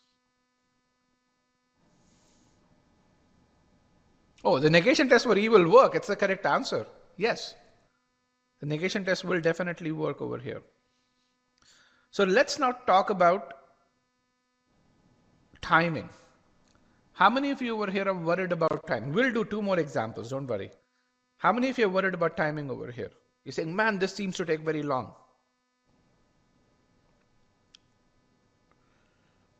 Okay, a good number of you are, a few of you are not. That's good. So here is how this entire journey will play out for you guys. Okay. What you see over here is accuracy on y-axis and time to answer a question on x-axis over here. Okay. Now let's assume you are this guy who starts at this point number 1, where your accuracy is low, your time to answer question is medium, and this medium is going to vary for about each one of the 150 odd students here in the webinar. Okay. The first thing that's going to happen is when you start applying pre-thinking, two things will happen. One is your accuracy will go up, but which means you're going to go higher on the y-axis, but your time to answer question is also going to go up, and you're going to be like this guy over here who's saying, why the hell am I doing this? I already worry about timing on the GMAT, and this method is making me increase my time per question. And in some questions, you might even take 5 minutes. Okay. How many of you remember tying shoelaces? The first time you tied your shoelaces? How many of you remember that? Okay. How long did it take? How long did it take to learn? And how long did it take when you tied your shoelaces for the first time, for the second time, for the third time, for the fourth time? Very long. If I remember it, it took me 4 months to learn, and then the first 10 times it take me like at 4 to 5 tries to do it. This is the same journey you're going to go through that over here, where your time to answer questions will go up. So for someone who says Velcro is what you were doing before this. Before you were starting to do pre-thinking, you were doing Velcro. I want you to stop doing Velcro. Why? Because with Velcro, you will not be able to get to a score of 700 or even 680. Forget about 730. Okay. If you want to be a top runner, you've got to learn how to wear shoes. Shoes with laces. Why? Because laces give you that flexibility on your feet that Velcro doesn't. Similarly, if you want to be among the top 2, top 3 percentile of students, you've got to learn how to pre-think. Okay. Now, you get to this point too, and if you continue doing it, two things will happen. One is your time to answer questions will go down. The second thing is your accuracy will continue to go up. Remember, you're still going higher on the y-axis. Yes, you'll start to go back in this direction on the x-axis over here. And at that point, you'd say, okay, now I understand why this is happening, why we really got pre-thinking as such a key. And as you continue doing that, this is what is going to happen. Another parallel that I draw, how long do you spend in a business school? How long do you spend in a business school? 2 years, 1 year to 2 years, depending on which program you do. You learn various frameworks on how to really do the 5 forces analysis, the 4 P's of pricing and blah blah blah blah blah. You learn that for 2 years. How long do you have to actually, in a real world scenario, when you have to make a business decision, how long do you have to delve upon and make a business decision?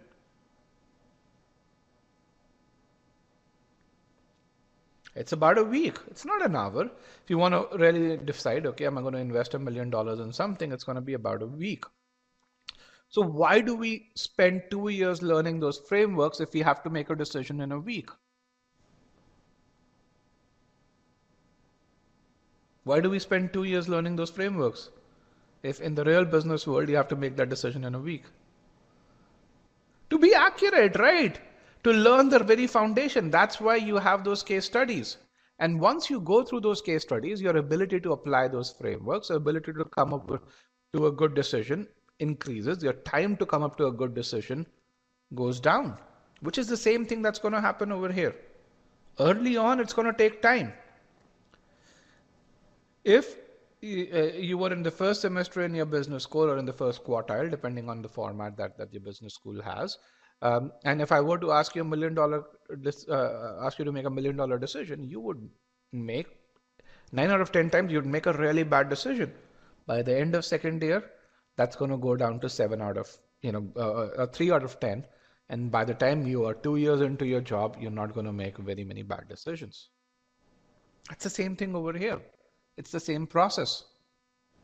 Imagine if I were to give you a decision to make within the first quarter of your first year and really say, here are $1 million you have to decide. By the way, here are 10 frameworks, apply those.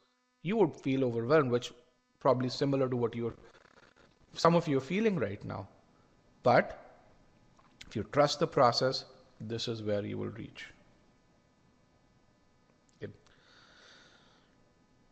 Sahil says, why is pre-thinking important? Why can't we go through the answer choices and apply negation, obtain the answer through that? That's basically, Sahil, why can't you? It's just, you're asking the same question as saying, why can't I every scenario possible while deciding on a strategy? The reason is, if you don't understand the facts and the argument, if you don't understand the logic that is being used, you won't be able to apply negation. Try doing that. You would falter big time. You won't even get to the correct answer. Forget about the timing piece that it's going to take much longer. But you won't be able to get to the correct answer. Okay. Here is something that one of our students says. He says, understand the passage. Take your time. Equally important, pre-think an answer before looking at an answer choice. This one term will have the greatest impact or most impact on your score. Jim says, answer CR questions as if there are no answer choices. This is a guy who was stuck at 35th percentile in GMAT critical reasoning. He had a score of 700, so he was very smart otherwise, but just couldn't improve his critical reasoning. And he's one of those guys who we helped him build that 1 month study plan and essentially he was able to then improve to 770. This is when it gets to 700 plus level questions, you have to do pre-thinking. Why? Because it helps you focus on the logic and not deviate from key arguments when trap or out of scope answer choices show up. Over here.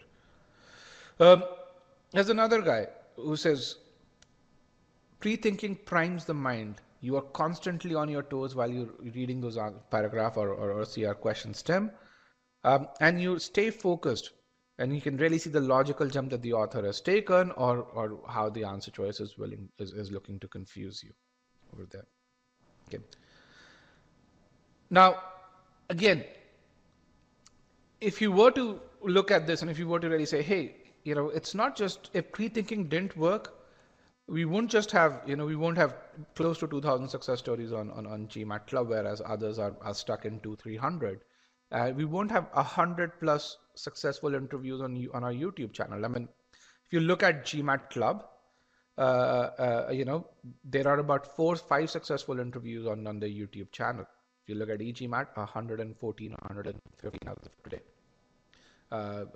over there. If you look at any other prep company, I mean, and you ask them, why is it that you don't have real students who talk about you on your YouTube channel? They're going to say people don't like to be on YouTube. Our students are so passionate. They basically don't mind being on YouTube and talking about it. And these are unedited. Students talk about their journeys. So yeah, this works. That's why we have that kind of success. In fact, if you look at just October, go back on our YouTube channel, look at just October, you're going to really see about 13 to 14 interviews being posted just in October of 2020. I don't think there are 14 success stories that were posted on GMAT Club in 2020, in October of 2020. Okay, with that, are you guys ready for the next couple of questions? Are you ready to apply pre-thinking on the next couple of questions? Good. Let's do that. So the next two questions, we're going to do them as a quiz, which means we're going to do them one after the other. These are difficult questions. And the way I do them is that I don't want to time you. I choose this thing called not answered. So I want 70 of you to choose not answered. Okay. 170 of you to choose not answered. Let me reopen the poll.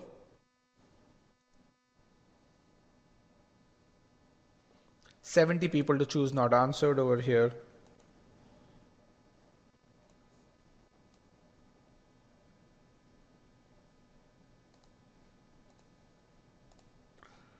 $57, $58. Let's get 70 of you to choose not answered, guys, before I show the question. 62, 63,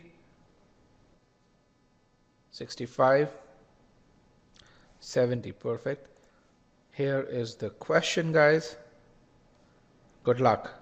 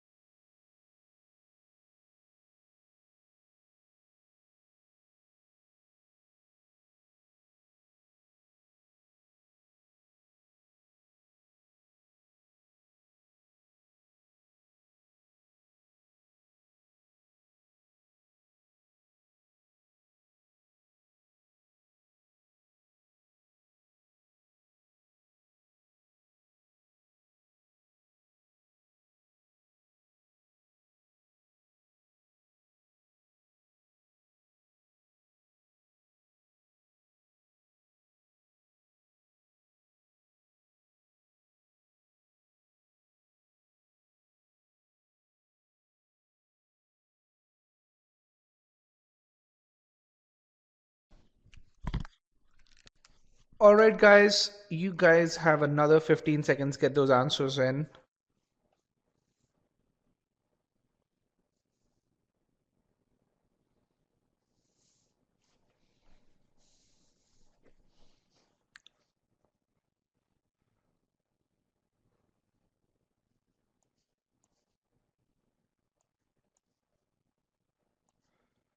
Five, four, three, two, and one. Let me end the poll. I'm going to broadcast the results. You can see how each one of you polled. And then I'm going to bring in the poll for the next question over here. And again, you guys know the drill. You have to click on not answered. I want 60 people to click on not answered before I show the question. Let me reopen the poll. Now you should be able to click on not answered. 60 people. Perfect. Thank you very much. Let me remove broadcast results. Let me reduce the size of our poll. And here is our next question.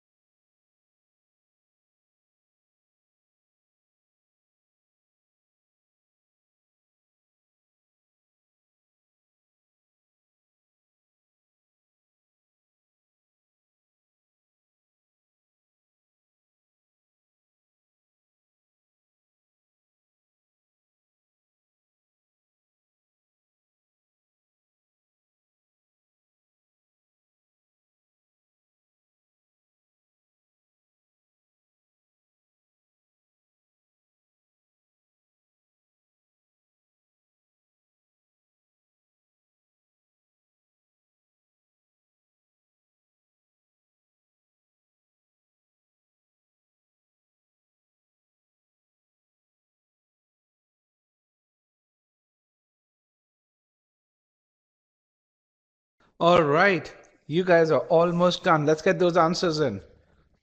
5, 4, 3, 2, and 1. Let me end the poll.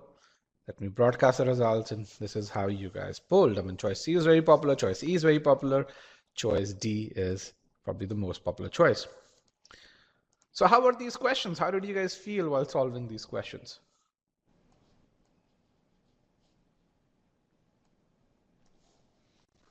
How did you feel? First one was tough. It was sick. Yes, it was. These were really good questions. They were really difficult questions. And again, you know, if you don't get them right, don't feel bad about it.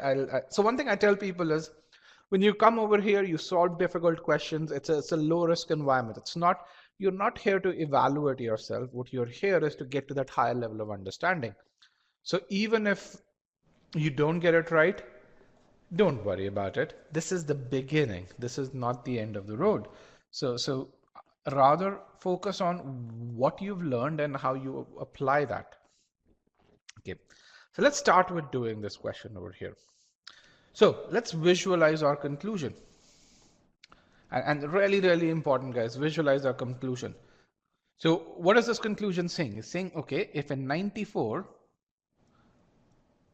1,000 Verlanders received this special program information,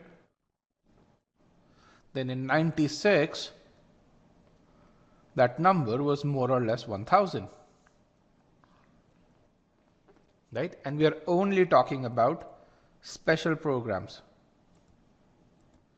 We are not talking about other programs. Okay.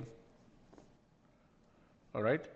Now, these 1,000 could be completely different entities because the conclusion is only talking about the number of Verlanders over here. Is that clear? Are these three things clear? By the way, when you were really reading the conclusion, did you guys have that? Did you visualize the conclusion independently?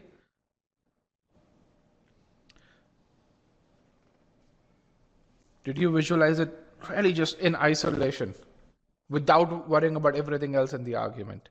So what you're saying is, if in 94 you had 1,000 Verlanders who received special program information, in 96 also that was the same number. And we're talking only about the special program information. We are not worried about any other programs that are there which are non-special.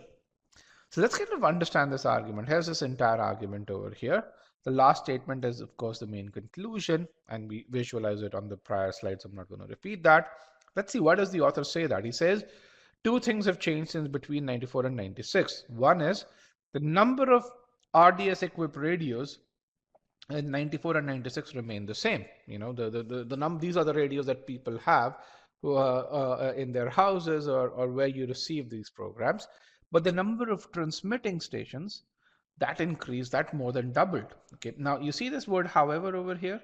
However links statements 2 and 3, and statement 3 makes my conclusion more believable, which means statement 2 kind of makes my conclusion less believable. Even if you go by the logic of it, if I'm adding more stations, you would expect more people to receive special program information, right? That's kind of the natural expectation. So if my conclusion is saying that, hey, the number of people receiving special program information, that hasn't changed a whole lot, then statement 2 and my main conclusion are probably at odds. Does that make sense? Both these indicators tell me the same thing. Okay. And then you have your context over here, which is that, hey, there's a special property of RDS radios and broadcasters, which is that, hey, if you want to get that special program information, you need two things. You need the radio stations which have RDS technology, and then you have radios that have RDS feature. You need both those things that are there. So essentially, here is my logical structure, the same thing over here. Here is my conclusion in this case. Okay. The context is to get this special program information. Let's call it special programming. You need RDS radios and you also need RDS stations. And between 94 and 96, the number of RDS radios remained unchanged. The number of RDS stations, that increased quite a bit over there. So what's my falsification question? Again, the same thing. You can see the language of my falsification question doesn't change. Under what conditions where there'll be a significant addition to the number of people? I want to break this thing down. Under what conditions will there be a significant addition to the number of people who are receiving this special programming if the number of radios remain the same, but the number of stations go up quite a bit? Can you come up with some possible scenarios in which I will have a lot more people who will be receiving this special program information?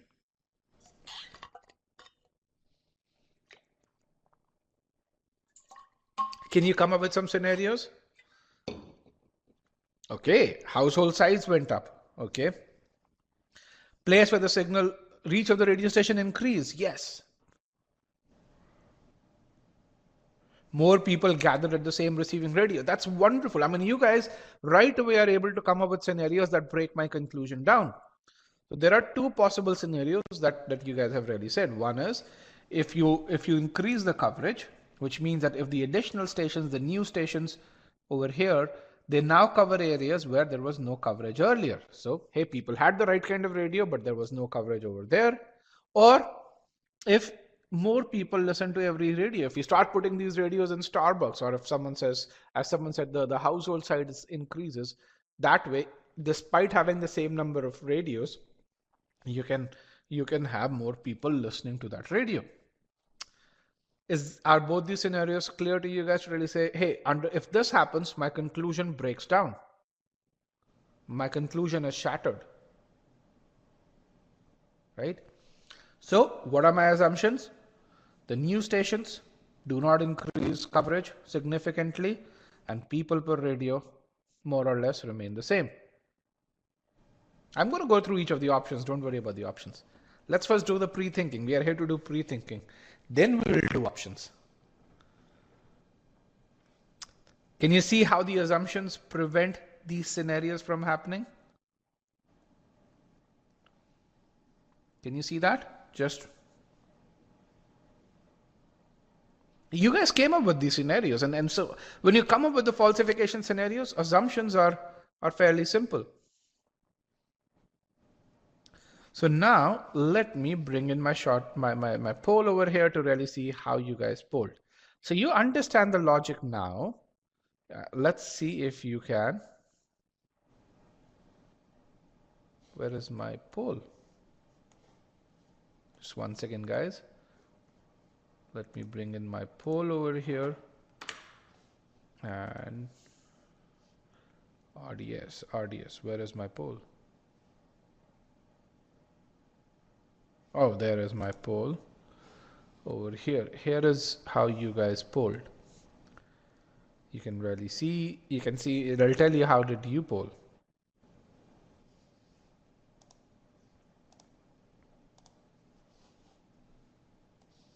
Okay.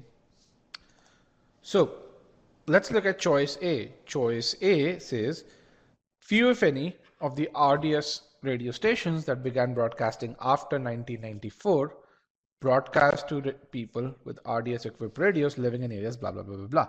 So what I'm going to do, this is a very complex choice, so I'm going to break it down. Few if any, number one, means almost none. Number one. So few if any leads to almost one. Of the RDS stations that began broadcasting after 94. What are the RDS stations that began broadcasting after 94? These are the new radio stations. So that's number 2. And this is number 2 over here. Okay. Number 1 and number 2 clear so far? Yes, no? Okay. Few if any is almost none. That began broadcasting after 94. These are the new radio stations that are there. Broadcast to people. So this is number 3. Sorry, my pen is not so great, or the system is not so great with pen. Broadcast to people with RDS equipped radios living in areas not previously reached. Can anyone translate this big fragment into something simpler? It is about increasing the coverage, right? So that's your 3. This is your 3, right? Which is the range has not increased. Yes, you guys are getting it now. That's what this is saying. This is my correct answer. It's in line with one of our pre-thinking. If you negate this, if you say almost none of the radio stations increase the coverage of RDS programming, the negated statement is the negation of almost none is at least some. So at least some radio stations increase coverage. If some radio stations are increasing coverage, which means they're reaching people who had the right kind of radio but were not reachable earlier, then my conclusion, which is that the number of Verlanders receiving SPL, special program information, has not gone up, that conclusion breaks. Okay, that conclusion breaks apart, which means that this is my correct answer. Why? Because you negate it, it breaks my conclusion. In the presence of this negated version, my conclusion breaks. Can you see how pre-thinking got us to this answer, and how when we apply the negation test, it confirms that our pre-thinking was right? You want to have the argument? Yes, absolutely, you can have the argument. Yes, thank you for reminding me of that. RDS Technologies, here is the argument. I have divided it into lines, but you guys can really do that. You can combine the lines over there. Let me reduce this. Here is the argument. Neha, does that help? And I can make it over here as well, so it's all continuous for you. Perfect. Okay, let's look at choice B. Choice B says, in 1996, and let me just reduce this over here. I'm going to reduce the size, reduce the Q&A part, just reposition ourselves so that I can get your qualitative answers in my short answer part 2. Choice B says, in 1996, most Verlanders who lived with us in the listening area of an RDS station had a radio equipped to receive RDS. Okay.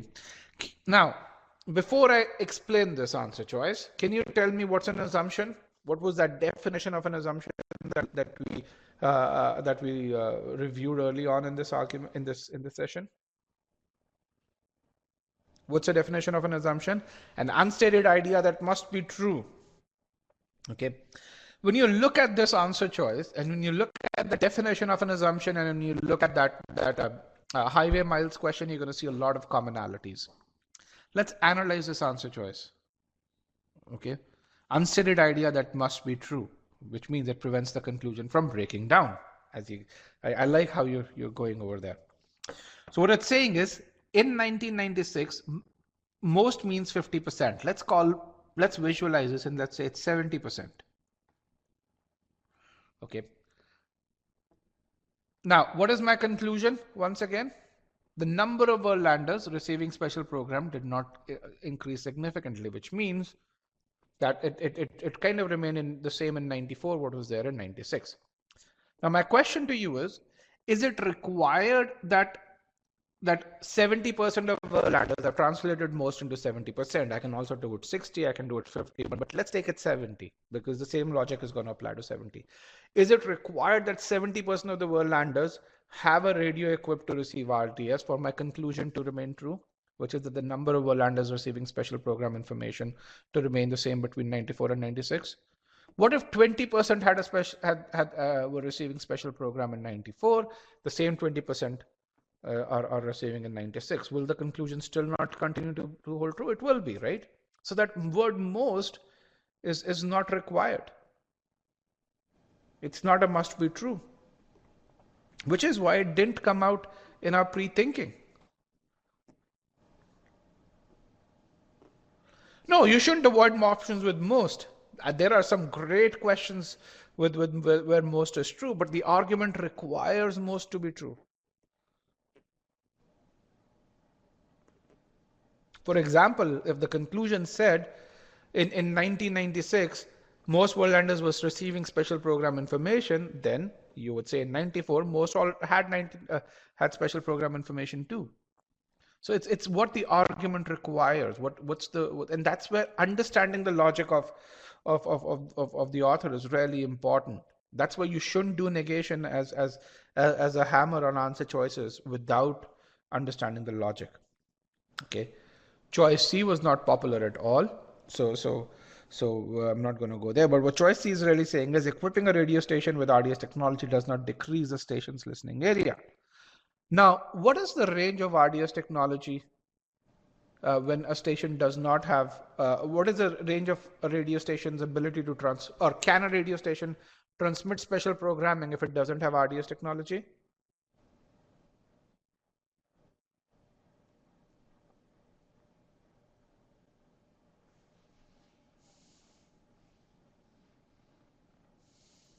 No, no, the range is 0.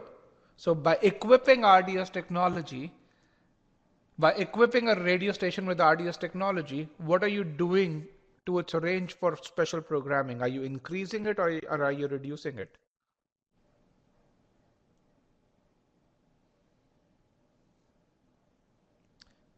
If the range originally is 0 and now you add RDS technology to it, for special programming, are you increasing that range? You're increasing that range for special programming, right? You're increasing that range. So when it talks about decreasing the range, is it talking about non-special programming or is it talking about special programming? Just by inference. Is it talking about non-special or special? It's talking about non-special, right? Because you can't, it's talking about non-special programming. Why? Because for special programming, the range was 0 to begin with. Do we care about non-special programming in our conclusion? No, we don't care about non-special programming. So this is irrelevant. We're not concerned about other programming over here. You can really see how visualizing an answer choice in the context of an argument gives you that clear thing. Let's look at choice D. Choice D was very popular. In fact, 21% of you chose choice D. That's how popular it was. Let's look at choice D. Choice D says, in 1996, Worldlanders who did not own radio stations equipped to receive RDS. Do we care about people who don't have the right kind of radio station, given what we know from the argument? We don't. Could not receive any programming. Do we care about any programming? No. Okay. It discusses people who we don't care about. It discusses programming who we don't care about. And hence it is wrong. Okay. And you could really say, no, this is not, you can say, when you say this is not new info, no, this is new info. Why? Because we didn't know about any programming over here. What is not new info is could not receive RDS programming. If this were this statement said RDS programming, then yes, it would have been no new info. Sorry, but if because this is saying any programming, that is new info. Does that help you? So this is providing new info. It's not relevant to our conclusion though. Okay. What we know is if you don't have the right radio, then you can't receive RDS programming. Okay. Again, can you see if you visualize the conclusion and then visualize the answer choice, you would have just rejected it without even other pieces in the argument. Why? Because you'd say, okay, my conclusion talks about RDS programming. This is talking about any programming. My conclusion talks about people with the RDS radio. This talks about people who don't talk about RDS radio.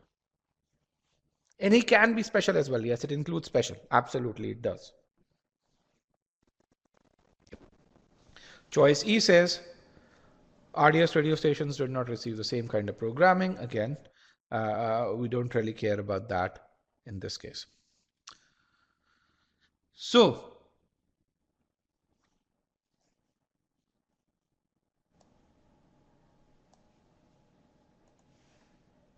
let's see who asked this question. Joshua says, since we've increased the number of stations, does it not mean the coverage has increased? Yes and no. So, and that's where the answer choice is very clear, Joshua, over here. Okay. Let's go to choice A over here. Broadcast to people with the RDS equipped radios living in areas not previously reached. So it's not just saying, hey, you can increase coverage in jungle. These RDS stations could be put in jungle over there where there's no one living. Okay. So that's why the answer choice is very, very explicit. Does that help, Joshua?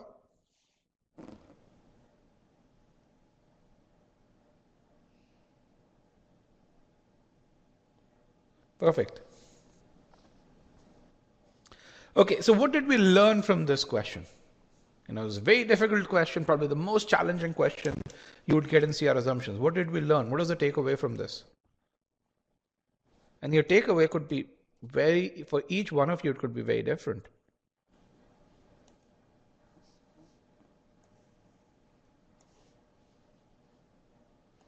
What's your takeaway?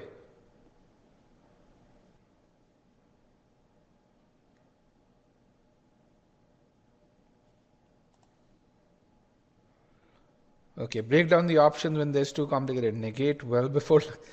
Understand the logic, yes. Difficult options can be correct. Simplify the answer choices, yes. Again, as I say, visualize the conclusion, visualize the argument, visualize the answer choices. If you do that, nothing's difficult. One other thing that I want you to do, take away from this is, when you see something's complex, slow down. Slow down. Don't rush through it. Don't read the problem again. I would say slow down, modulate your reading.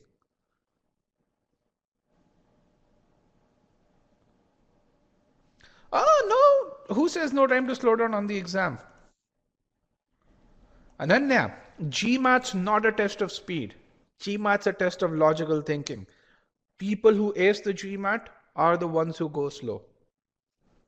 People who go fast mess up. They go back, read the question again and again and again. They take a lot longer. If you want to do things fast, learn to slow down, learn to do them right the first time. The need to read the question should go away. That's how well you should read.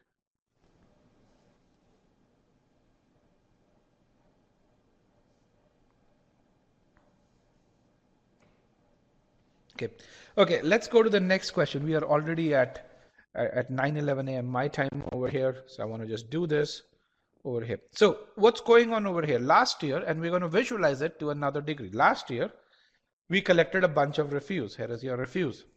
Okay. Did we recycle anything? No. We incinerated everything. So let's assume one trash can is one truck. So how many trucks did we send for incineration? How many trucks did we send for incineration last year? If one trash can is one truck, we send 10 trucks for incineration. Now this year, if we collect the same amount of trash, how many trucks do you think we're going to send for incineration this year? If we collect the same amount of trash, how many for incineration this year?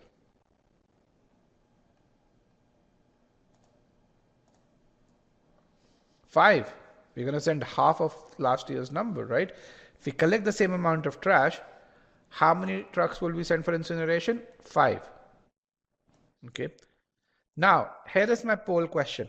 If this year, instead of collecting the same amount of trash, if we collect 10 times as much trash as we collected last year, in that case, how many trucks do you think we'll send for incineration?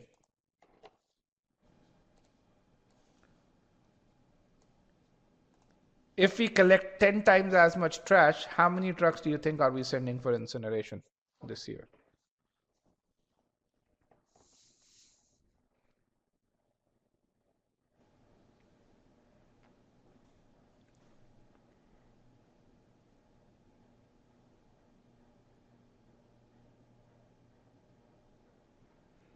If we collect the same amount, 10 times as much trash, how many trucks are we sending for incineration?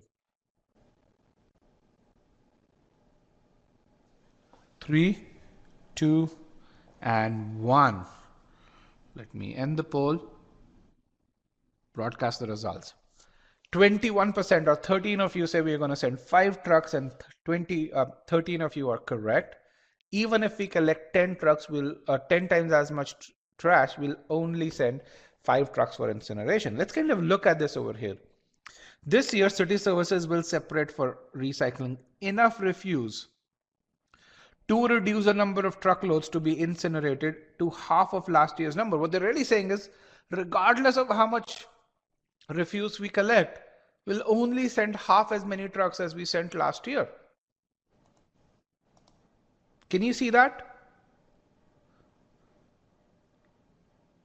to half of last year's number. There's no condition to it. There's no condition where they're saying that if we collect the same amount of refuse or anything, saying we sent 10 trucks last year, this year we're going to send 5. That's it. You might collect 10 times, 100 times as much refuse.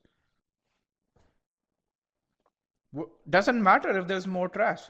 The saying is we'll separate for recycling enough refuse to reduce the number of truckloads to half last year's number. Doesn't matter. Okay. So let's look at this. Let's do the pre-thinking over here. You can see the context in this thing. So what is my main conclusion? The ash generated this year will be half of what it was last year. How are we going to do this? We're going to send half as many trucks for incineration this year as we did last year. We'll recycle the remaining. Last year we did not recycle anything. We burned everything. Okay. So we asked the same falsification question over here. Under what conditions will the amount of ash generated be greater than 50% if we only send half as many trucks that were sent for incineration? What's the only condition? If the ash generated per truckload, if you stuff each truck so much that the ash generated per truckload is higher this year than was generated last year. Is the falsification question clear to everyone? Is the falsification question clear? Yes. So what's my assumption? Ash, this should not happen, which means ash per truckload should be similar to or lower than what it was last year. Okay, which is very simple. If this is my falsification scenario, this is my assumption. I don't want the falsification scenario to happen. Okay, let's look at answer choices. This is one of those few questions in which you have an answer choice, which repeats information from the passage, which does not provide new information. It satisfies the must be true condition, but it doesn't provide any new information. Okay. Here is how you guys polled over here. 9 of you chose choice A, and then choice C and choice E were very, very popular. So what it's saying is choice A is saying recyclable material will not be incinerated. That you can infer that from the argument. From that statement itself, will separate for recycling enough this thing to send the number of truckloads to be incinerated to half of last year's number. If you're separating for recycling and that reduces the number of truckloads to be incinerated, then it's very clear what you're separating for recycling is not going to be incinerated. Choice B talks about cost. We don't care about cost over here, so that's there. Choice C talks about the proportion of recyclable materials. We don't care about that. Why? Because we'll only send half as many truckloads. So the proportion of recyclable material doesn't matter. Folks who chose choice C, can you see why that is wrong? Because regardless of that, we are only going to send half as many truckloads. That's given to us as a fact. I am not going to question that.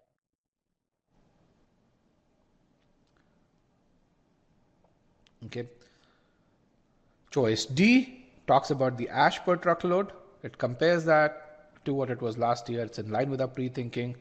If you negate that, refuse incinerated this year will generate more ash per truckload. What's going to happen to my conclusion? It's going to break down. Why? Because despite getting only 5 truckloads, if each truckload generates 50% more ash, my total number of residual ash will go up. This is a 700 level question too, by the way. Choice E, also a popular choice, talks about the proportion of recyclable ash, recyclable materials with that of last year. Again, we don't care about it because we're going to send half as many truckloads. Oh, choice E, sorry, the total quantity of refuse. Don't care about total quantity of refuse over here in this case. If you negate choice C, you can already see it has no impact on the conclusion. If you negate choice C, you say the total quantity of refuse will be greater this year. What is the impact on my conclusion? Nothing. Why? Because I'm still going to send 5 truckloads, even if the quantity of refuse is 10 times, 15 times, 20 times as much. Okay. What did we learn from this particular question? What was the learning?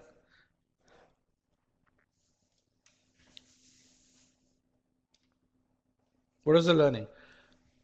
Read the question very careful. One of the other things that you would have visualized, one of the other things that you'd notice is as you visualize the question, we've gone through the explanation for this question a lot more quickly, yet each one of you understood what we were doing.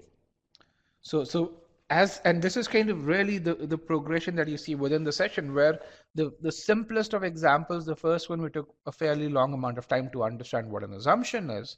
But then as with every subsequent example that we did, we spent less and less time explaining that. Now there's this one, 700 level question, probably the third most challenging question and challenging of the official questions that is out there. But we were able to get through it in a breeze.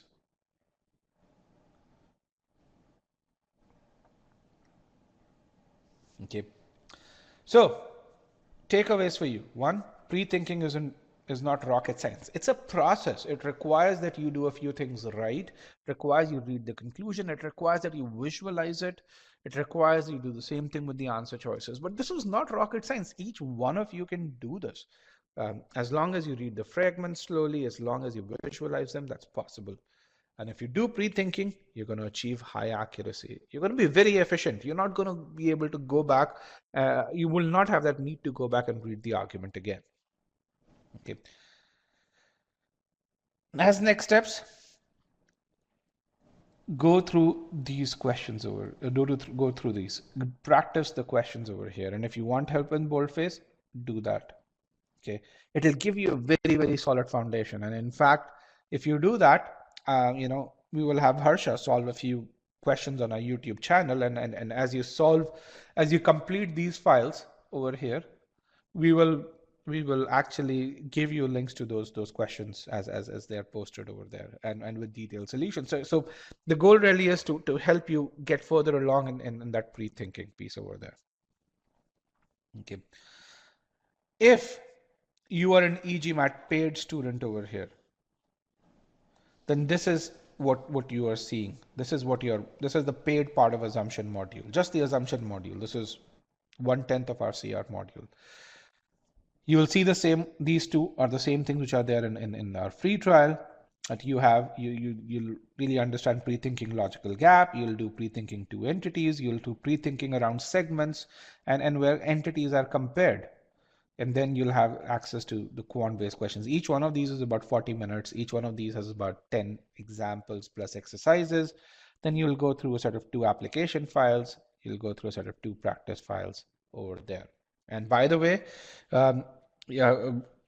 register for our live sessions, because you guys get, if you've just purchased or if you've not availed this, we also offer paid live sessions, and you get 15-day full access to it. You can attend up to 10 paid live sessions where we have 2 additional sessions in addition to this just on pre-thinking.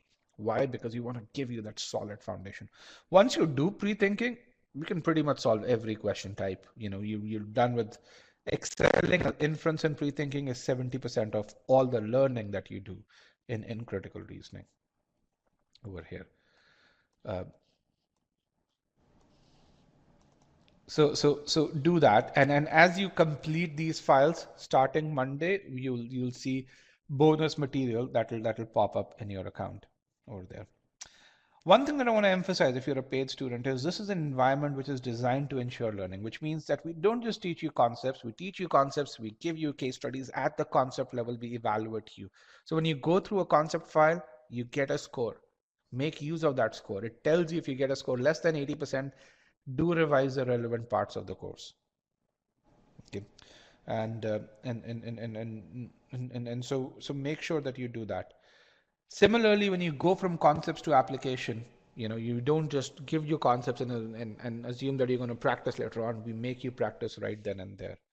You get a score over there. Revise this. Do strategic review. Students who do strategic review excel on the GMAT. And then within every module, which is inference, assumption, evaluate, you have qualifying exercises. In addition to all of this evaluation, you have another level of qualification. Get that feedback. Why? Because achieving that 90th percentile is about achieving perfection. If you achieve perfection here, if you achieve perfection here, and if you achieve perfection here, which means you get 80% or higher score in each of the concept files, each of the application files, each of the practice files, you're going to get to that 90th percentile. Okay. Just to really tell you how comprehensive this environment is, in all of e-GMAT CR, you have about 524 questions. This is about 10 times as many questions as you have in m-GMAT CR, about 6.5 times as many questions as you have in PowerScore. Okay. So yeah, for paid students, for free trial students, as you finish the material, you're going to get that bonus piece over there as well. I have some examples of students who use this. So here's Anupriya, who she scored V46, which is better than 99 percentile on verbal. She was stuck at a V32. We helped her get to improve from a V32 to a V4 to a V46 in about 20 days. She actually was at the 760 score helped her get into ISB within 10 days of applying over here. Again, why was she able to achieve perfection? Despite the fact that she had just 20 days, she focused on studying one subsection, excelling in that, and then going from one subsection to another. The planning piece helped helped her, allowed her to focus, allowed her to achieve that 90th percentile ability. Okay. Here's another guy who scored 740. You can watch his debrief on our YouTube channel. Over here, actually, I can share the links to this if you want to watch them as you're doing this. These are all the success stories. Here's Karthik's success story. You can click on that. So he says, as someone who's taught physics, he thought that CR would be very easy. Why? Because it's logic over here. But he says language has a way of manipulating your mind, and GMAT's particularly good at it. He says, but if you do pre-thinking, what's going to happen is that you're going to be able to see those traps and overcome them. Alfie says, how's the e-GMAT compared to Math Revolution and Quant section? Alfie, attend the CR session tomorrow, or the algebra session tomorrow. And Sandeep would be happy to share the link with you, and you can really see. So again, make sure you do these over here, and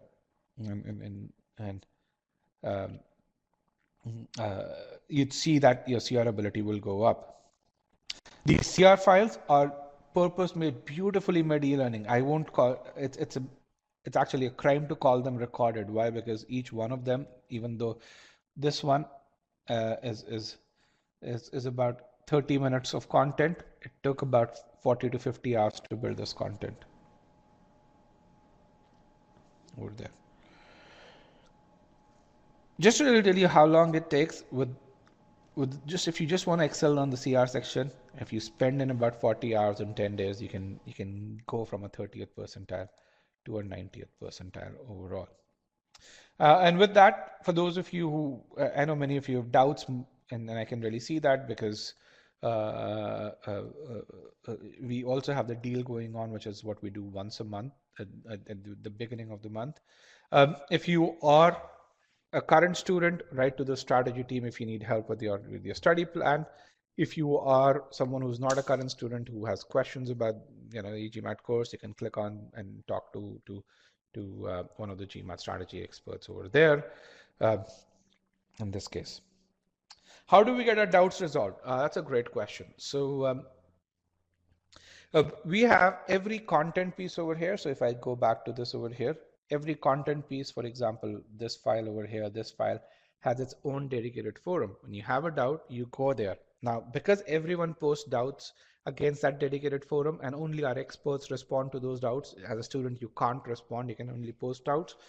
99% of your doubts, if you have, will already have been answered. If in the rare chance that it's not answered, you post your doubt and our expert puts a response to that doubt. And then our response time is about 18 to 24 hours. Just to really tell you, on Friday, our response time, which we call as TAT, was about 6 hours.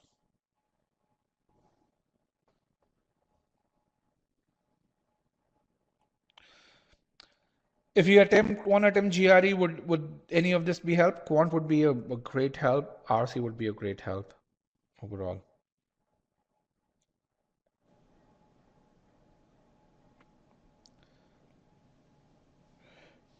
All right. With that, we share session PDF. And again, the SC methodology, you'd be able to apply in sentence completion right away. Actually, that part is there. Let me just get you the session handout. And for the latest one, please download the October 31 one. Don't download the other one because yeah, that's an older version of the same. Okay. If you have any other question at this point, I'd be happy to respond to those questions.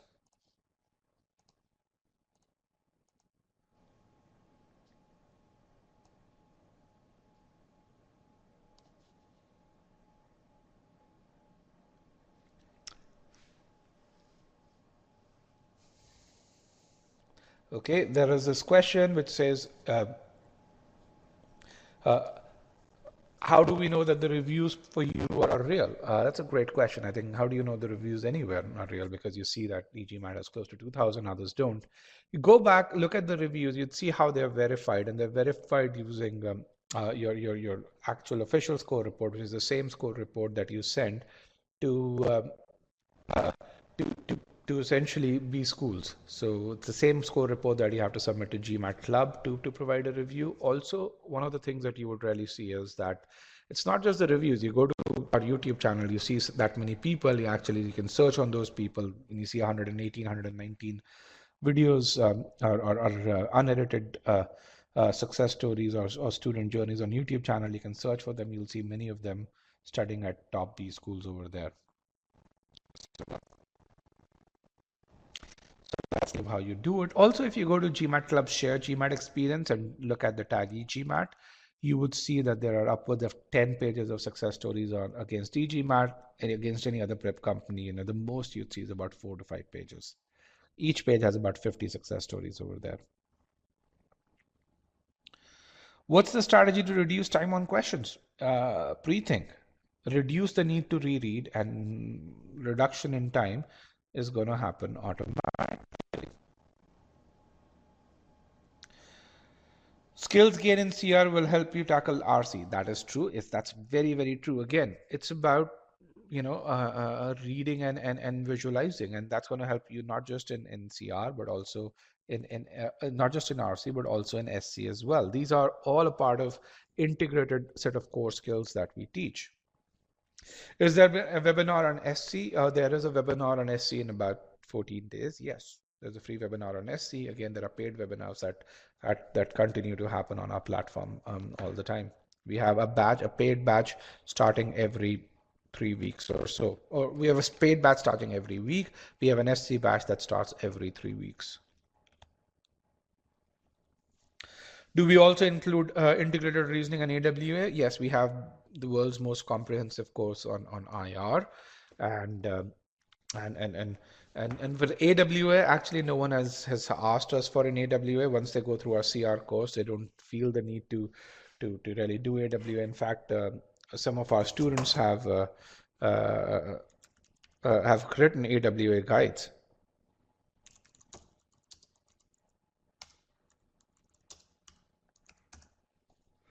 So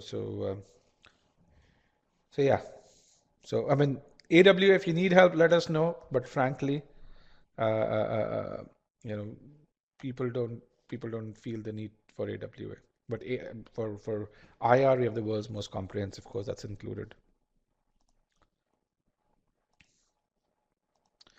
Paid webinars, you mean live sessions? We have a set of we have a set of paid webinars that are not on the weekends, that happen during the week, that are for our students that go on. We do about 30 paid sessions a month. So there's a lot of paid sessions that we do, which complement our online course. We also have onboarding sessions. So for every customer, we have 2 onboarding sessions that go on Tuesdays and Fridays.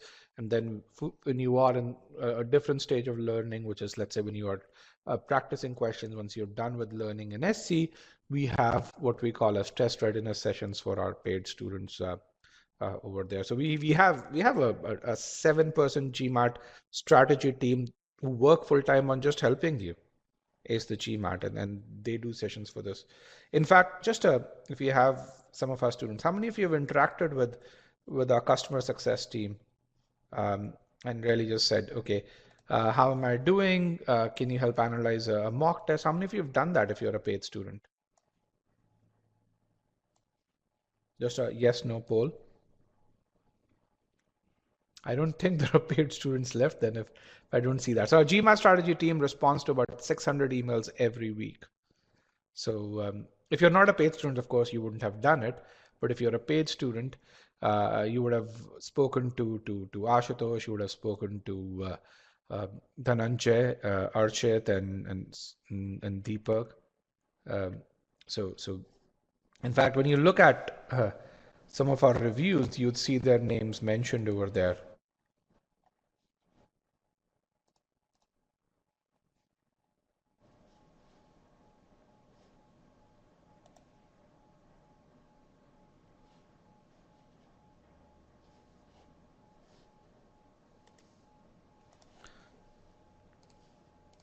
So here, for example,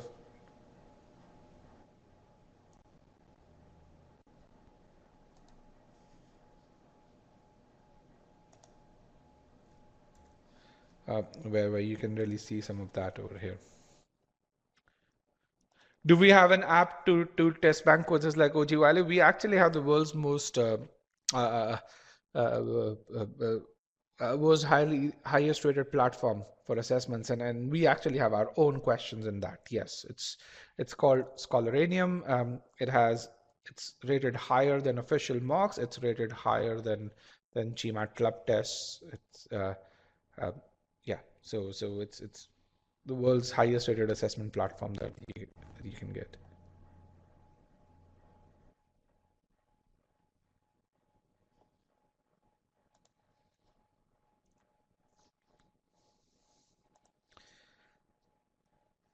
Okay.